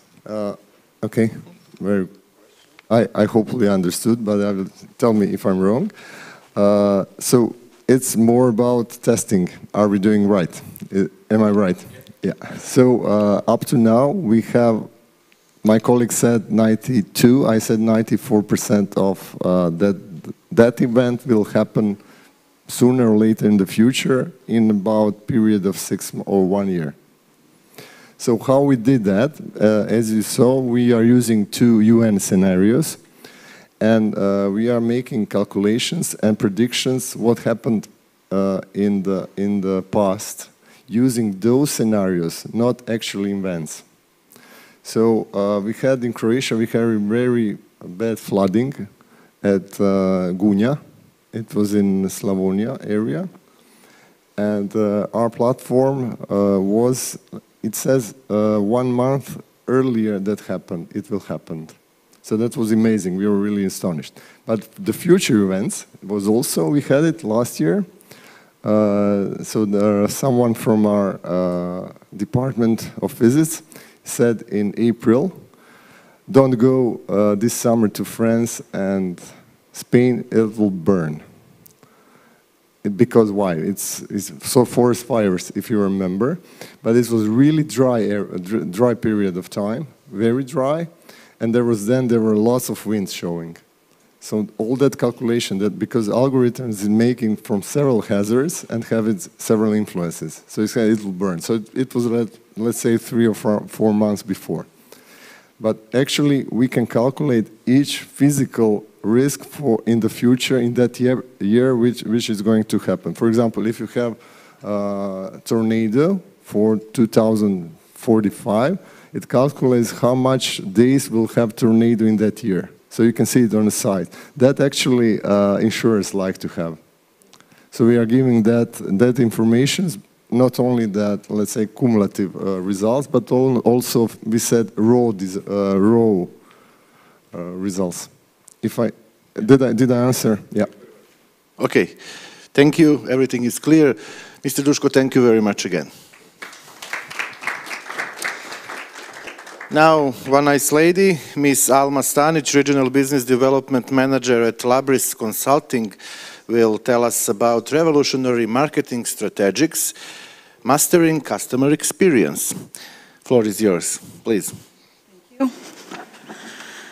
Thank you. So, good afternoon, everybody. Thank you very much for deciding to stay until the very end. I'm not quite sure if I would have done it, so I'm guessing my sales efforts during this part of Adria Summit were good. 50% more people than we had this morning, so that's good.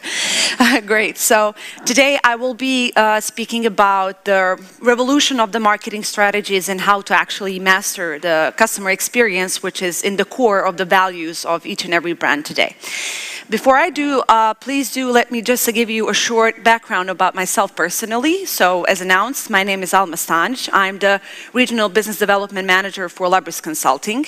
I would like to say that I can say that I was fortunate enough in my business life to have experience in various industries, starting from EY. I was working in financial audit, then I was working in EU-funded projects as a project manager. I was working as an energy and sustainability manager for UK and Europe market, and finally I was working in IT Klika, and now as a regional business development manager for Labris. Most of my interests are topics revolving the marketing technologies, advertising technologies, and organizational optimization.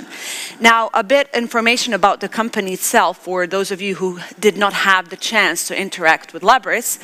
We define Labris as a new breed of a consultancy company. Managing partners of Labris are two people who are coming from different backgrounds, one of them being a marketing expert, let's say a marketing guru with more than 25 years of experience in the marketing world, professor of digital marketing in one of the prestigious Istanbul universities, and the other one being, let's say, a tech guru with more than 30 years of experience in the tech industry when it comes to the implementation, integration of very complex, high-end ERP systems and such. So these two separate experiences are embedded into the company's DNA, and we try to bridge this gap between the technologies, between the marketings, and to help the departments make the best use out of technologies. Now, when it comes to the geographical coverage, we have offices in Istanbul, Sarajevo, and Dubai. Istanbul is where the headquarters are. When it comes to the clients that we are serving so far, we're covering the regions of Central and Eastern Europe, CIS countries, Turkey, Middle East, Africa. But it's always interesting to also mention that, for example, I have a client in Malta, but it's doing its majority of operations in Southern America. Therefore, we can even say we're acting globally. So this color, this yellow color can be even more broader. When it comes to the value proposition or the services that we're covering, we wear a couple of hats. So first and foremost, we're acting as a company who's trying to help the businesses see which strategy they have in place at one period of time and which are their goals when it comes to their technology or marketing technology or advertising technology, and what are the goals and where are the gaps. We're trying to identify where are the gaps within the current structural organization and try to get you there. Usually when we speak about that strategy, it involves a story around the technology, because technology is always somewhat a solution of certain problems that organizations are having these days. And then we pick the right technology piece and we implement it, meaning that we're acting as a systems integrator. Finally, we all know that technology by itself is usually not enough to achieve great results. Therefore, through expert and strategic services, we're trying to help the teams of these, let's say, technology pieces to make the best use out of these technology packages and to get the best ROI, which is, I'm guessing, the most important thing when we speak about investment. Finally, these are just some of the clients we have served for these past years. As you can see, we have also, let's say, Adriatic coverage as well. We're covering many industries, and we find ourselves in the situation where we even can say we're industry agnostic, meaning that very often we have faced situations that companies are working in entirely different industries but are facing the same problems when it comes to CX. Enough about the company. This is not a sales pitch, I promise. We're here today to discuss something far more important, and this is the marketing and how to master the customer experiences. We can say that majority of the companies who attended Adria Summit for these past 2 days are trying to sell some services and some products. And at the same time, we as a consumers are also using some services and some products, and while doing so, we're having certain experiences. They can be positive, they can be negative, they can be broken experiences at the end of the day. And at the same time, the companies that we're working for, while interacting with end consumers, are through their, let's say, sales efforts or marketing efforts, are revoking our let's say, clients to have customer experiences. Hence, we can definitely conclude that today we are living in an experience economy, and that customer experience is one of the crucial parts of the brand identity. Therefore, we can say that we have came to an era where it's about the marketing transformation. And companies today are putting a lot of effort, to reach these new audiences. And in order to get that story straight, allow me to introduce to you the one of the videos that has been prepared by one of the vendors that we are working with. And this will give you a glimpse on what customer experience has evolved to today.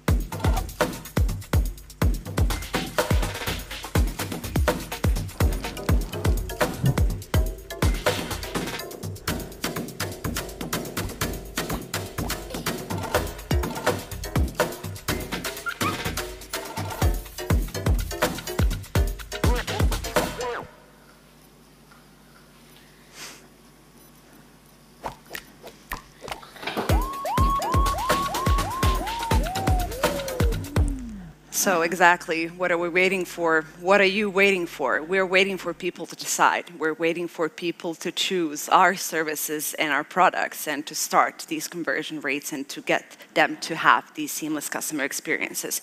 And in order to get there, there are a couple of steps that companies need to take, definitely. And with that being said, this is where I will spend majority of my time, not much left, unfortunately, to convey the story on modern marketing framework. First and foremost, we can say that companies today are chasing after customers and trying to get access to new audiences. And before that happens, before these advertising attempts happens, everything starts with data. Data is the new oil. It's only useful when it's refined. Data as such can be classified into different categories, known and the anonymous. Known data is the data that you're currently holding in your CRM systems. It may include, and it has to include, some of the PII, personally identified information. Those information consist out of details such as email, address, phone number, previous sales transactions, and this is also called the offline data.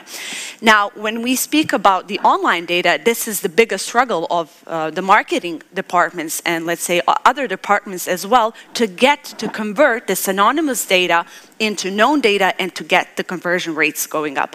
Let's say that I'm, for example, browsing through your website. You have some, let's say, e-commerce store or just a website where the product catalog is placed. You don't have any information about me. And while I'm doing so, I may be looking at some things that I like or do not like. And at that very point, through analytics, you are able to see which device am I using while I'm browsing, how much time am I spending while I'm on your web store, or which products do I like. But when I leave your web asset, what you want to do is to trigger a certain campaign to get me back on your web asset and to get me to convert, to get me down to the funnel, but this is impossible if you do not have information about me. On top of this, companies are relying on, let's say, third-party data in order to get access to new audiences. Why is this important to mention?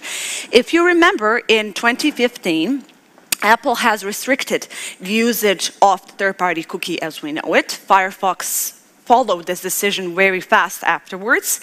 And at that very point, if we are going to talk about how many users are using Firefox or Safari as their default browser, you're losing 20 to 25% of your target audience if you're going to use a third-party cookie as an identifier on Safari or Firefox. On top of this, to make things even worse, Google has announced the abolishment of the third-party cookie. This decision has been postponed a couple of times, but this is definitely something that is coming and is inevitable. And when this happens, which is very soon, you're going to lose 90 to 95% of your target audience if you're going to use the third-party cookie as an identifier.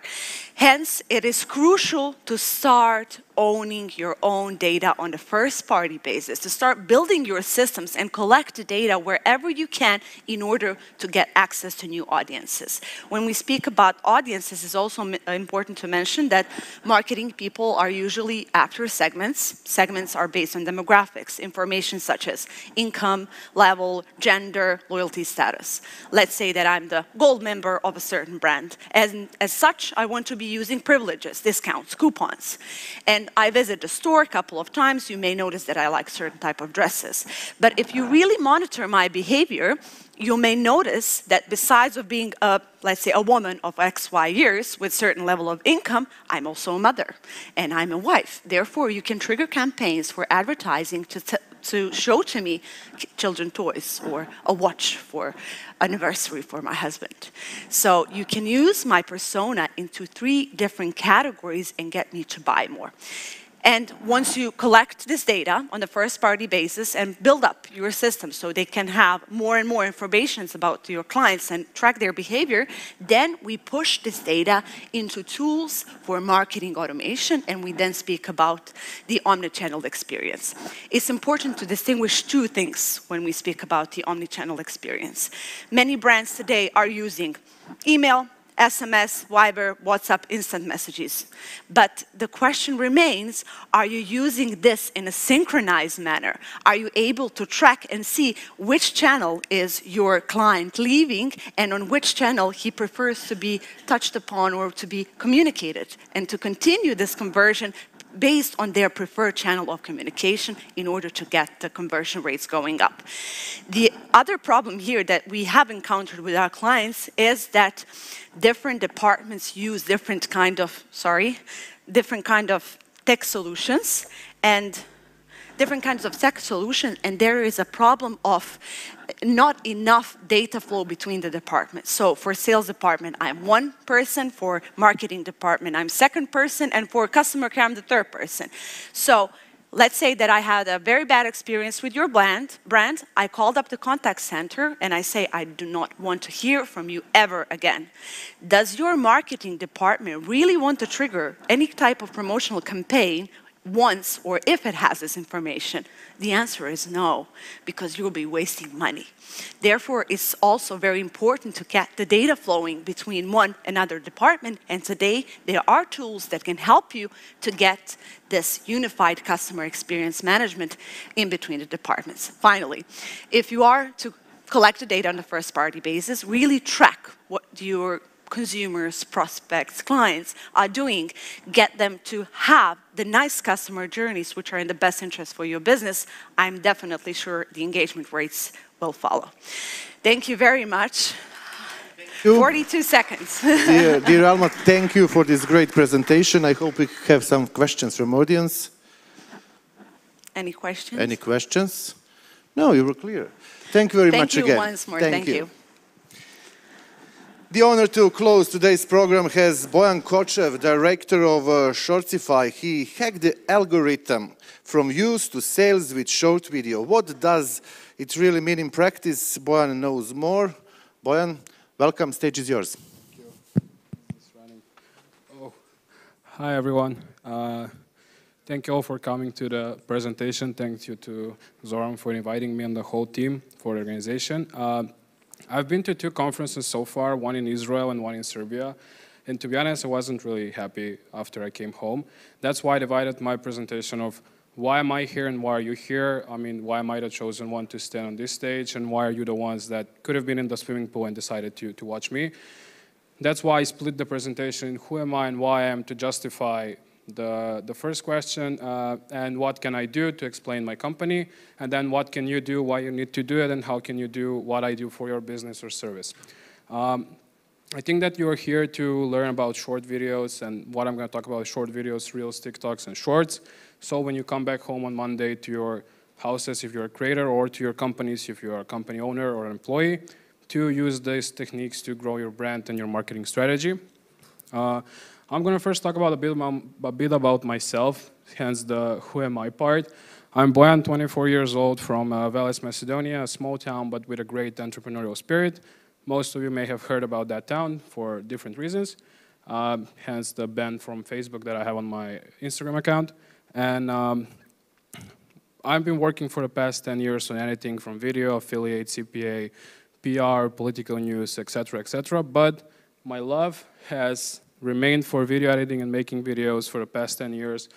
The only thing that I love and enjoy, and I've mixed up with business in order to make money and enjoy life. So this is a little bit presentation of who am I. I was a kindergarten kid and learned English really young, which I always say in anything that I do, I speak.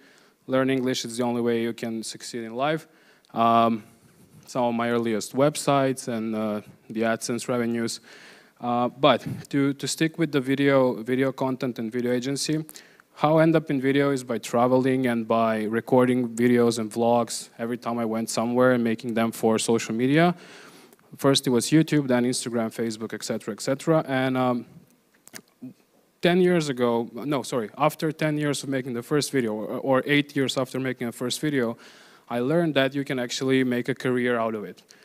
Hence, I made my company called Shortify.co that's based all around the world and has clients from the United States, Canada, Australia, UK, etc., etc. And what we do is we specialize in making short-form reels from 15 to 60 seconds for all the social media networks that I named.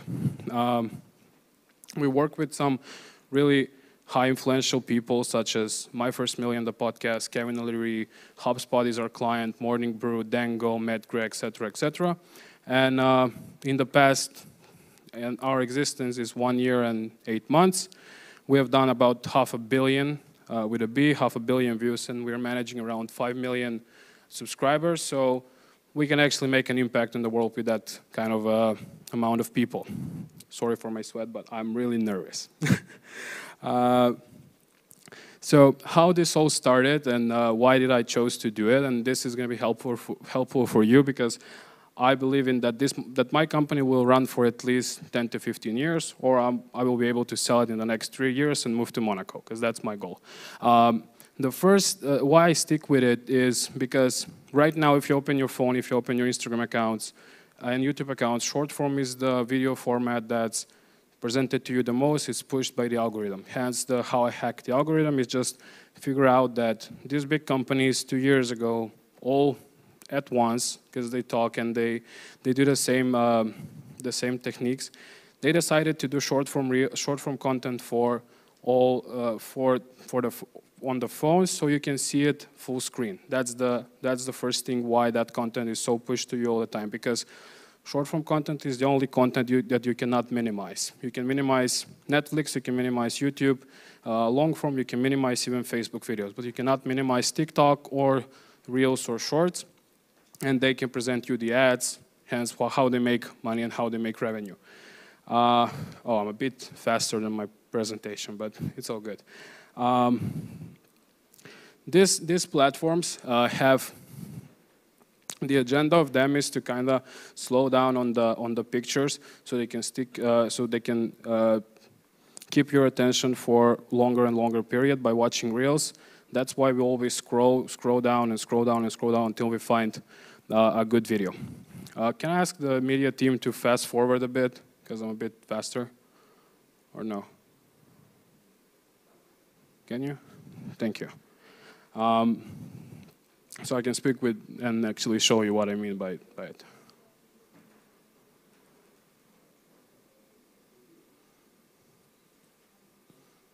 These are some of the reasons now explained why I do it. Okay, so this is my side. This is what I do. These are the style of videos that I make. No, but here. This is not connected.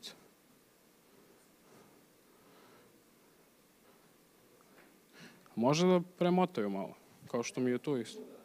A ne, ovde. Here.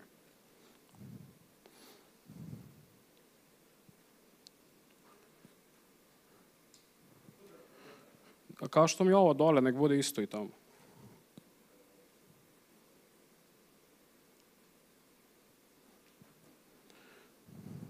We're waiting to see the style of videos that we make, but I'm sure that you have seen most of our videos on your social media platforms. Yes, here, it's good. Okay, you can play it. So this is how a short form video looks. It's basically the same video that you can watch horizontally, but in a vertical format with some text on it. Now, why is the text so important? Many people may ask that. It's because there is a study that has shown that 80% of people don't listen to the videos while they watch them, because they can be in a train, they can be in a bus. Right now, some of you are on your phones, you're watching Reels or TikToks, so you're reading the text. That's why people are using this kind of formats. It can be anyhow done to watch the videos and actually hear what's in them. This is our humble client portfolio that we work with, again, just to justify how we do it and then why are we doing it. Our first client, Seb, and our most notable clients right now, Kevin O'Leary, My First Million, HubSpot, etc., etc. Working with high net worth individuals, this may be interesting with people that are freelancers, and we'll listen to this right now and afterwards, is that these people are less demanding than your local coffee bar or store that you're working or doing marketing for. These people only want results, and the only thing they care about is getting the next view or the next dollar in their AdSense or their brand deal or their marketing deal. And I've been happy enough and really grateful right now because they will watch this. So thank you all for giving me the chance to work with you. Now, this is really important. This is actually what we do and how we hack the algorithm, hence the name of the presentation. Our video, Mr. Beast was a guest on a podcast that I manage. And the main video, the long one, 37 minutes, got 117,000 views. That's just 107,000 views. But the 6 short-form videos that I made combined got 4.5 million views across all social media platforms. That means that we got 40 times better results by having short-form. Now, the interesting thing here is that the main video contributed to way more success than these 6. So just to not get confused, short-form is really good for views, but in this case it was bad for downloads, it was bad for signups, it was bad for leads because you cannot put links on short-form content. But they're good because I forgot to put the arrow, they put the views back to the long one. Now, this is actually the hack that you're gonna want, so you can take pictures of this, or I will send it to you or post it on Instagram. This podcast, Down by the Nelk Boys, of having Donald Trump on it, how they made this so viral and got, I think, around 10 million views in a week. They used one video, 40 minutes, and this is actually the secret behind Tate, Hormozy, Gary Vee, Grant Cardone, and all of them. This is the actual secret. The repurposing. They're doing one recording, just one recording of a podcast. They're posting it on YouTube one time, 2 social media two audio platforms. Now they're clipping 6 clips by 5 to 8 minutes, the horizontal one. They're posting on 4 different platforms. Those are 24, and then they're doing. They did 14 shorts on 4 platforms. That's 56. So they're throwing 83 darts at the dartboard, trying to get that one more view, one more subscriber, one more sale, etc., etc. So the power of repurposing, the hack behind all of these people is just that they're so present. I know that most of us have thought that being really present and really saturated on social media is a bad thing. These recent times have shown us that the more you are, you know how they say less is more, but more is more. So do more, do content. That's how they're doing it. This is just one example. And to be honest, all of the shorts or all of the clips don't really make sense. They're not different than the main one, but they're getting millions and millions of views. I think this whole batch combined has over 100 million views, which is really good for the podcast and also for probably the future president of the States. What else? The platforms, okay, so platforms, how are they divided? You cannot post everything on everything, be careful. So you cannot post short form on LinkedIn, it will not do good. You cannot post short form on Twitter, it will not look good. And you cannot post horizontal on TikTok because it's not gonna look good as well. So divide your content.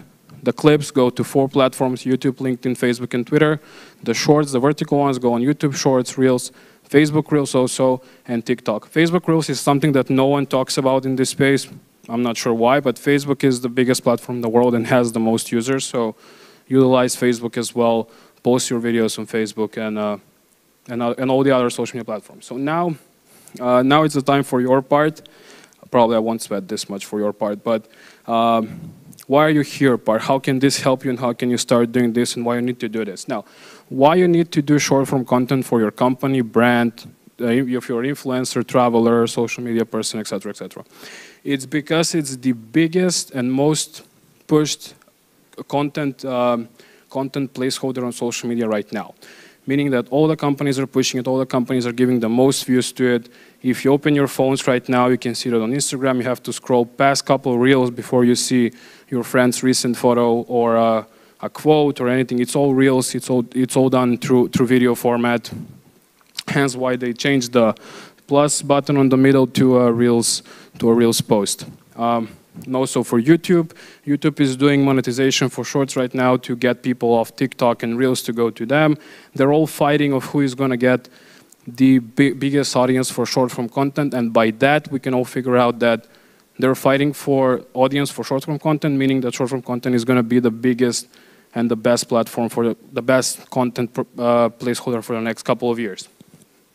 If you're a company and don't know where to start, watch these two companies, Ryanair and Duolingo.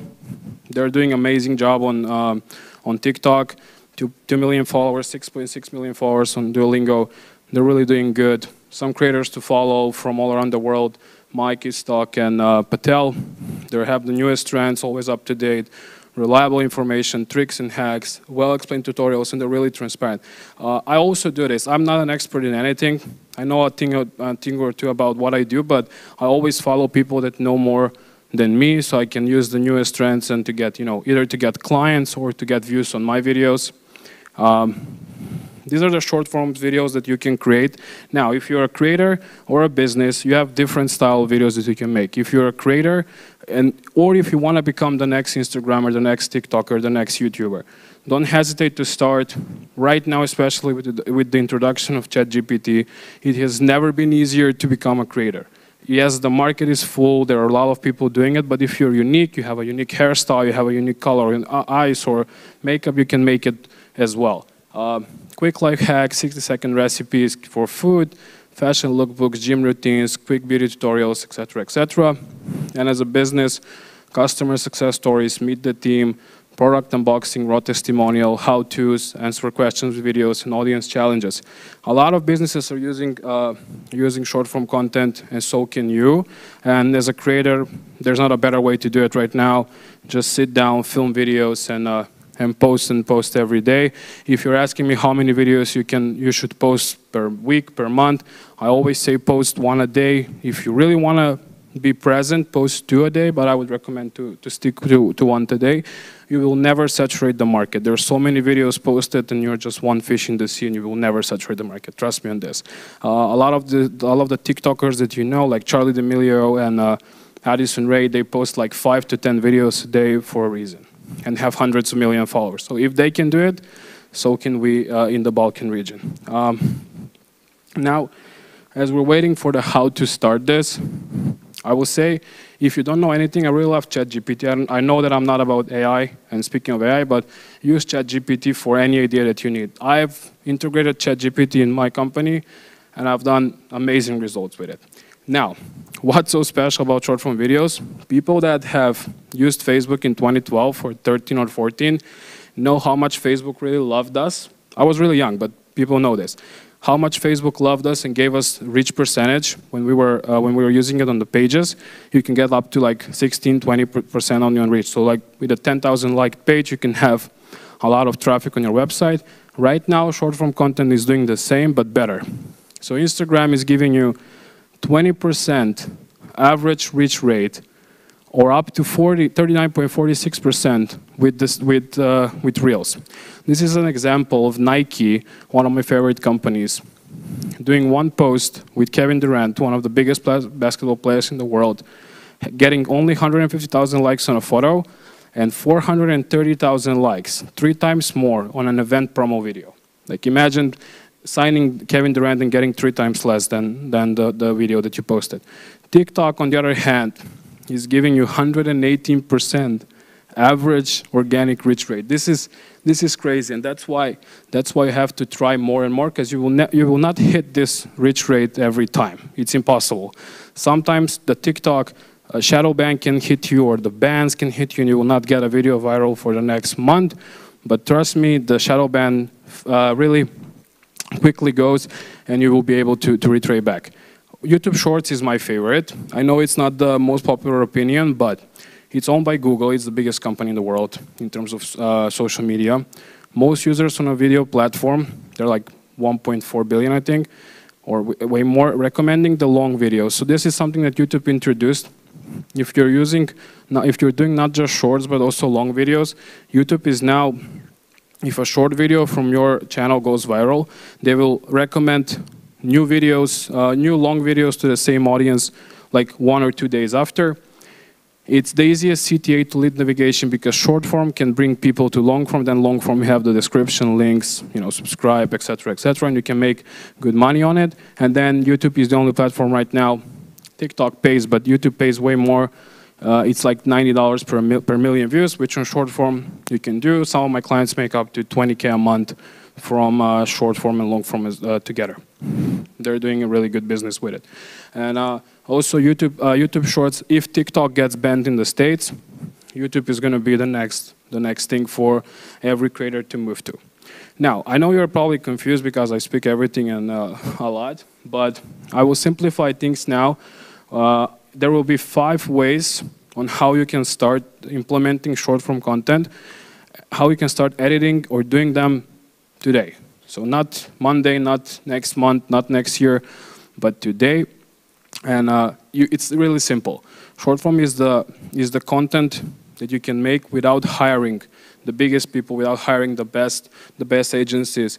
My agency is doing good because I know how to sell. It's not that I'm the best editor or I'm the best person I don't have millions of views in every video. I have good results on some videos and I use them to sell to more people.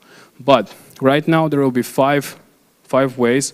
There will be free way, paid ways, of course, and other styles. But in order to start, it's really simple. The free way, right now will come up, is to download a couple of apps on your social media, on your phone.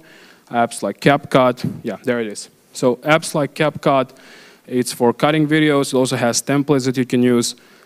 Captions, this application is also, you have Serbian right now. I think a month ago they introduced it. It's not the best, but you can use it.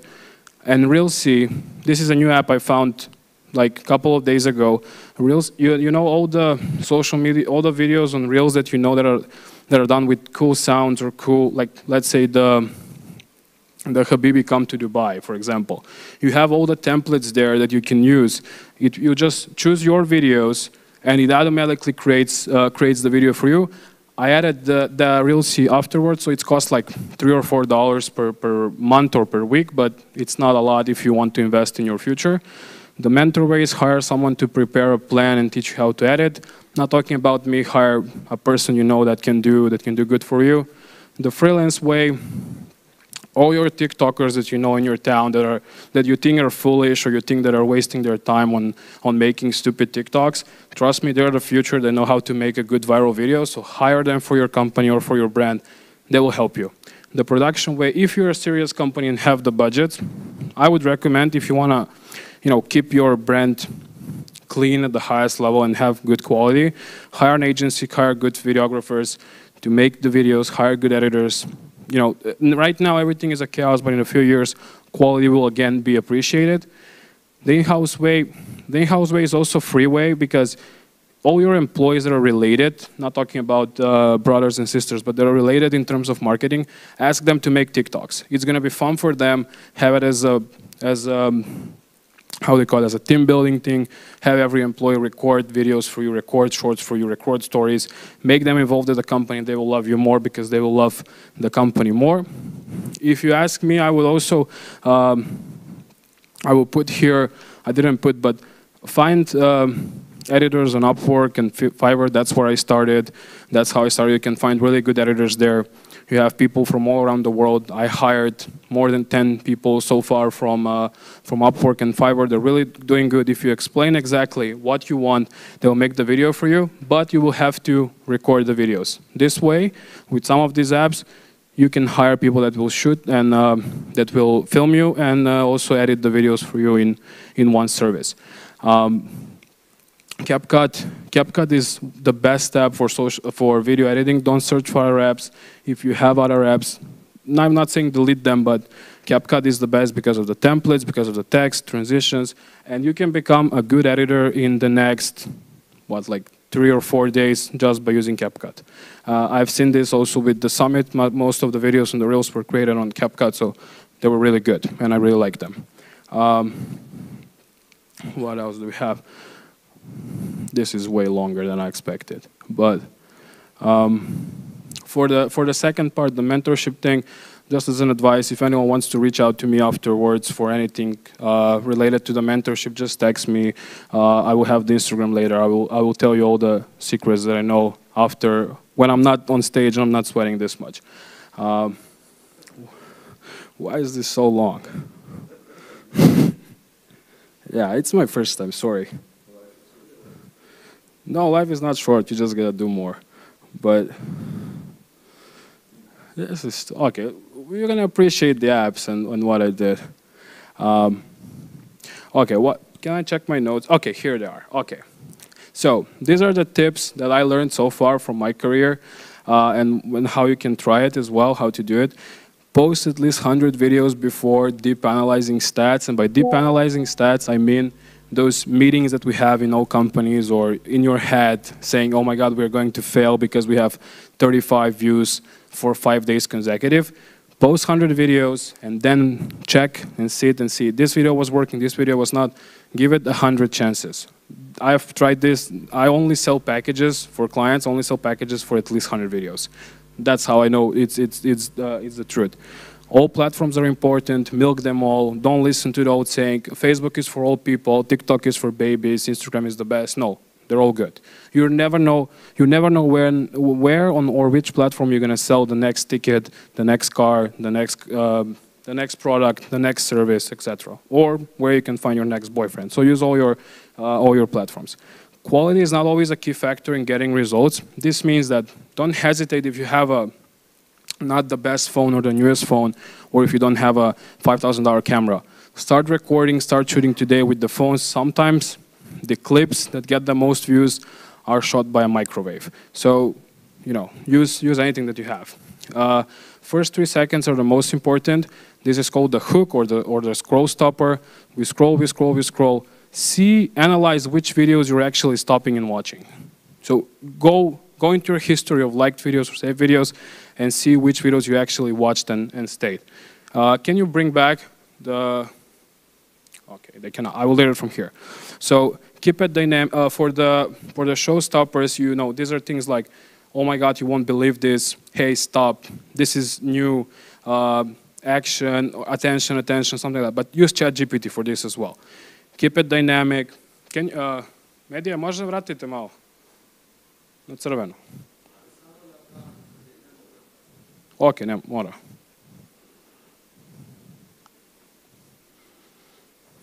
Eto, hvala ti. Keep it dynamic. So for your editors, if you're not editing, if you're using editors, tell them to go all out, make a complete chaos, but in a good way. Sounds, colors, transition effects. Make sure there's something happening every 1.5 seconds to 2 seconds. Make sure there's something happening. That's how we keep attention. That's how we get those hundreds of thousands and millions of views, because if a video is boring, it will not make it. Use ChatGPT. I told you that. Now, the last thing is Narakit. I don't know if you know it. It's an AI for voiceover. You have every single language there. You have Serbian, Macedonian, Bosnian, Bulgarian, all of those languages. If you don't feel confident into speaking, or you don't have a good English, or you don't have a good Slovenian language, and you're from Serbia, for example, use Narakit. It's really good, and you will love it, and you will use it a lot for your business. That's it. Now I left the last 4 minutes that I have for questions if anyone has. So, Ivan. Well, it was a great presentation. I hope we have some questions to make some interesting video. Mr. Torbica, you need microphone?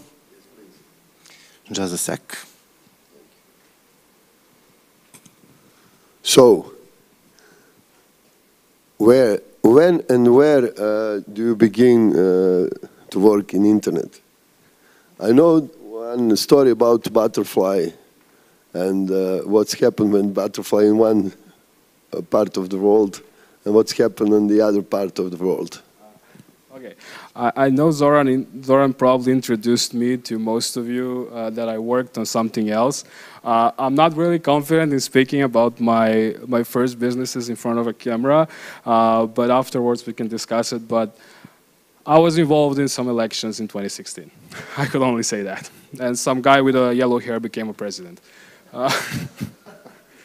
And I made a lot of money and I lost a lot of money. So it was the best experience and the best lecture ever. You have a young rich kid and then a broke rich kid, a young broke kid. Okay, one more question. Can you please tell me for what are you using ChatGPT? So I use it a lot for everything. I couldn't believe what I actually use. Sorry? One example, please. Okay, so for example, I have a client that wanted to mix Christianity and finance finance content. It was really hard. I'm not the biggest Christian and I'm not the biggest guy in finance. But I wanted to get this client because it was a $4,000 a month retainer. So I said to GPT, can you write me 100 video ideas where you mix Christianity, finance, and I told everything that this client has. So he has like 2 licenses, manages a $100 million fund. ChatGPT wrote me 100 ideas that the client is filming right now and the team is editing. Also, small bank SBA loans in the States. I have no idea what is that. Asking ChatGPT, can you write me down ideas for SBA loans? He did that. Hooks is good for that. I'm not using any AI for thumbnails. I'm not using any AI for visuals. I'm using Midjourney to play, but that's it. Yeah. One more question. Well, thanks. You mentioned Midjourney now, but also ChatGPT, but what about text-to-video with prompts which you can deliver with text, some video? I think this will generate a tremendous amount of videos. How do you see this develop?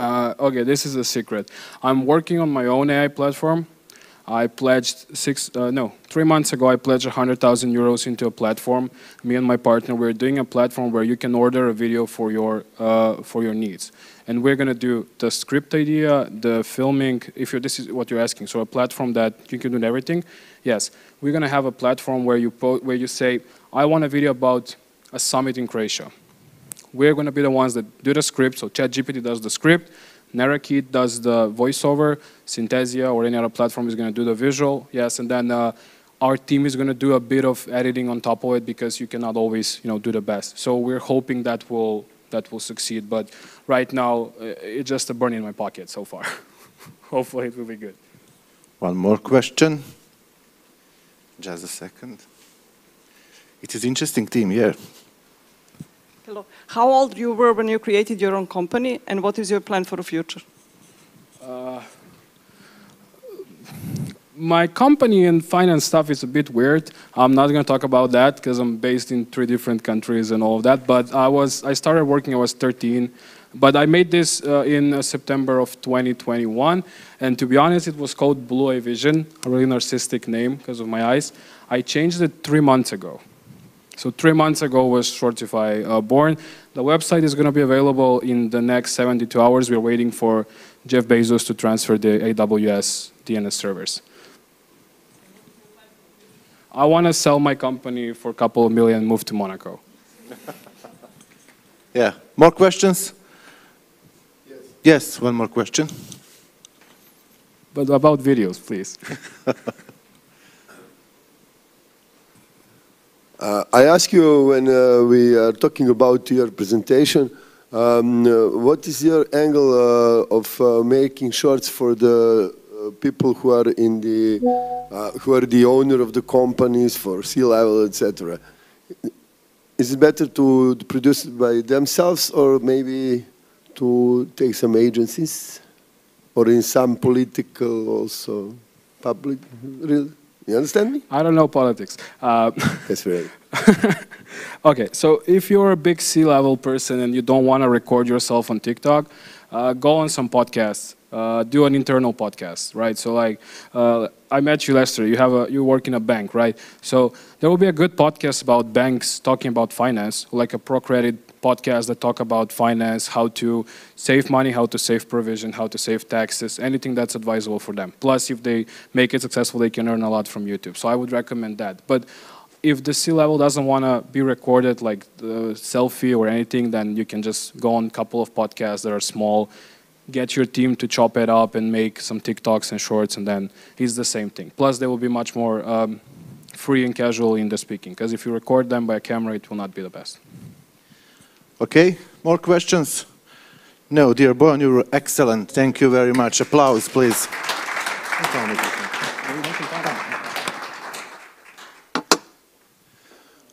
Great. Ladies and gentlemen, dear guests, friends, that's all for today. I believe that today we have learned something new. After these 2 days, we are a bit smarter and wiser. This is not the end of the Adria Summit. The program continues tonight and tomorrow at the Adria Summit site. You have details. Enjoy and all the best. Thank you.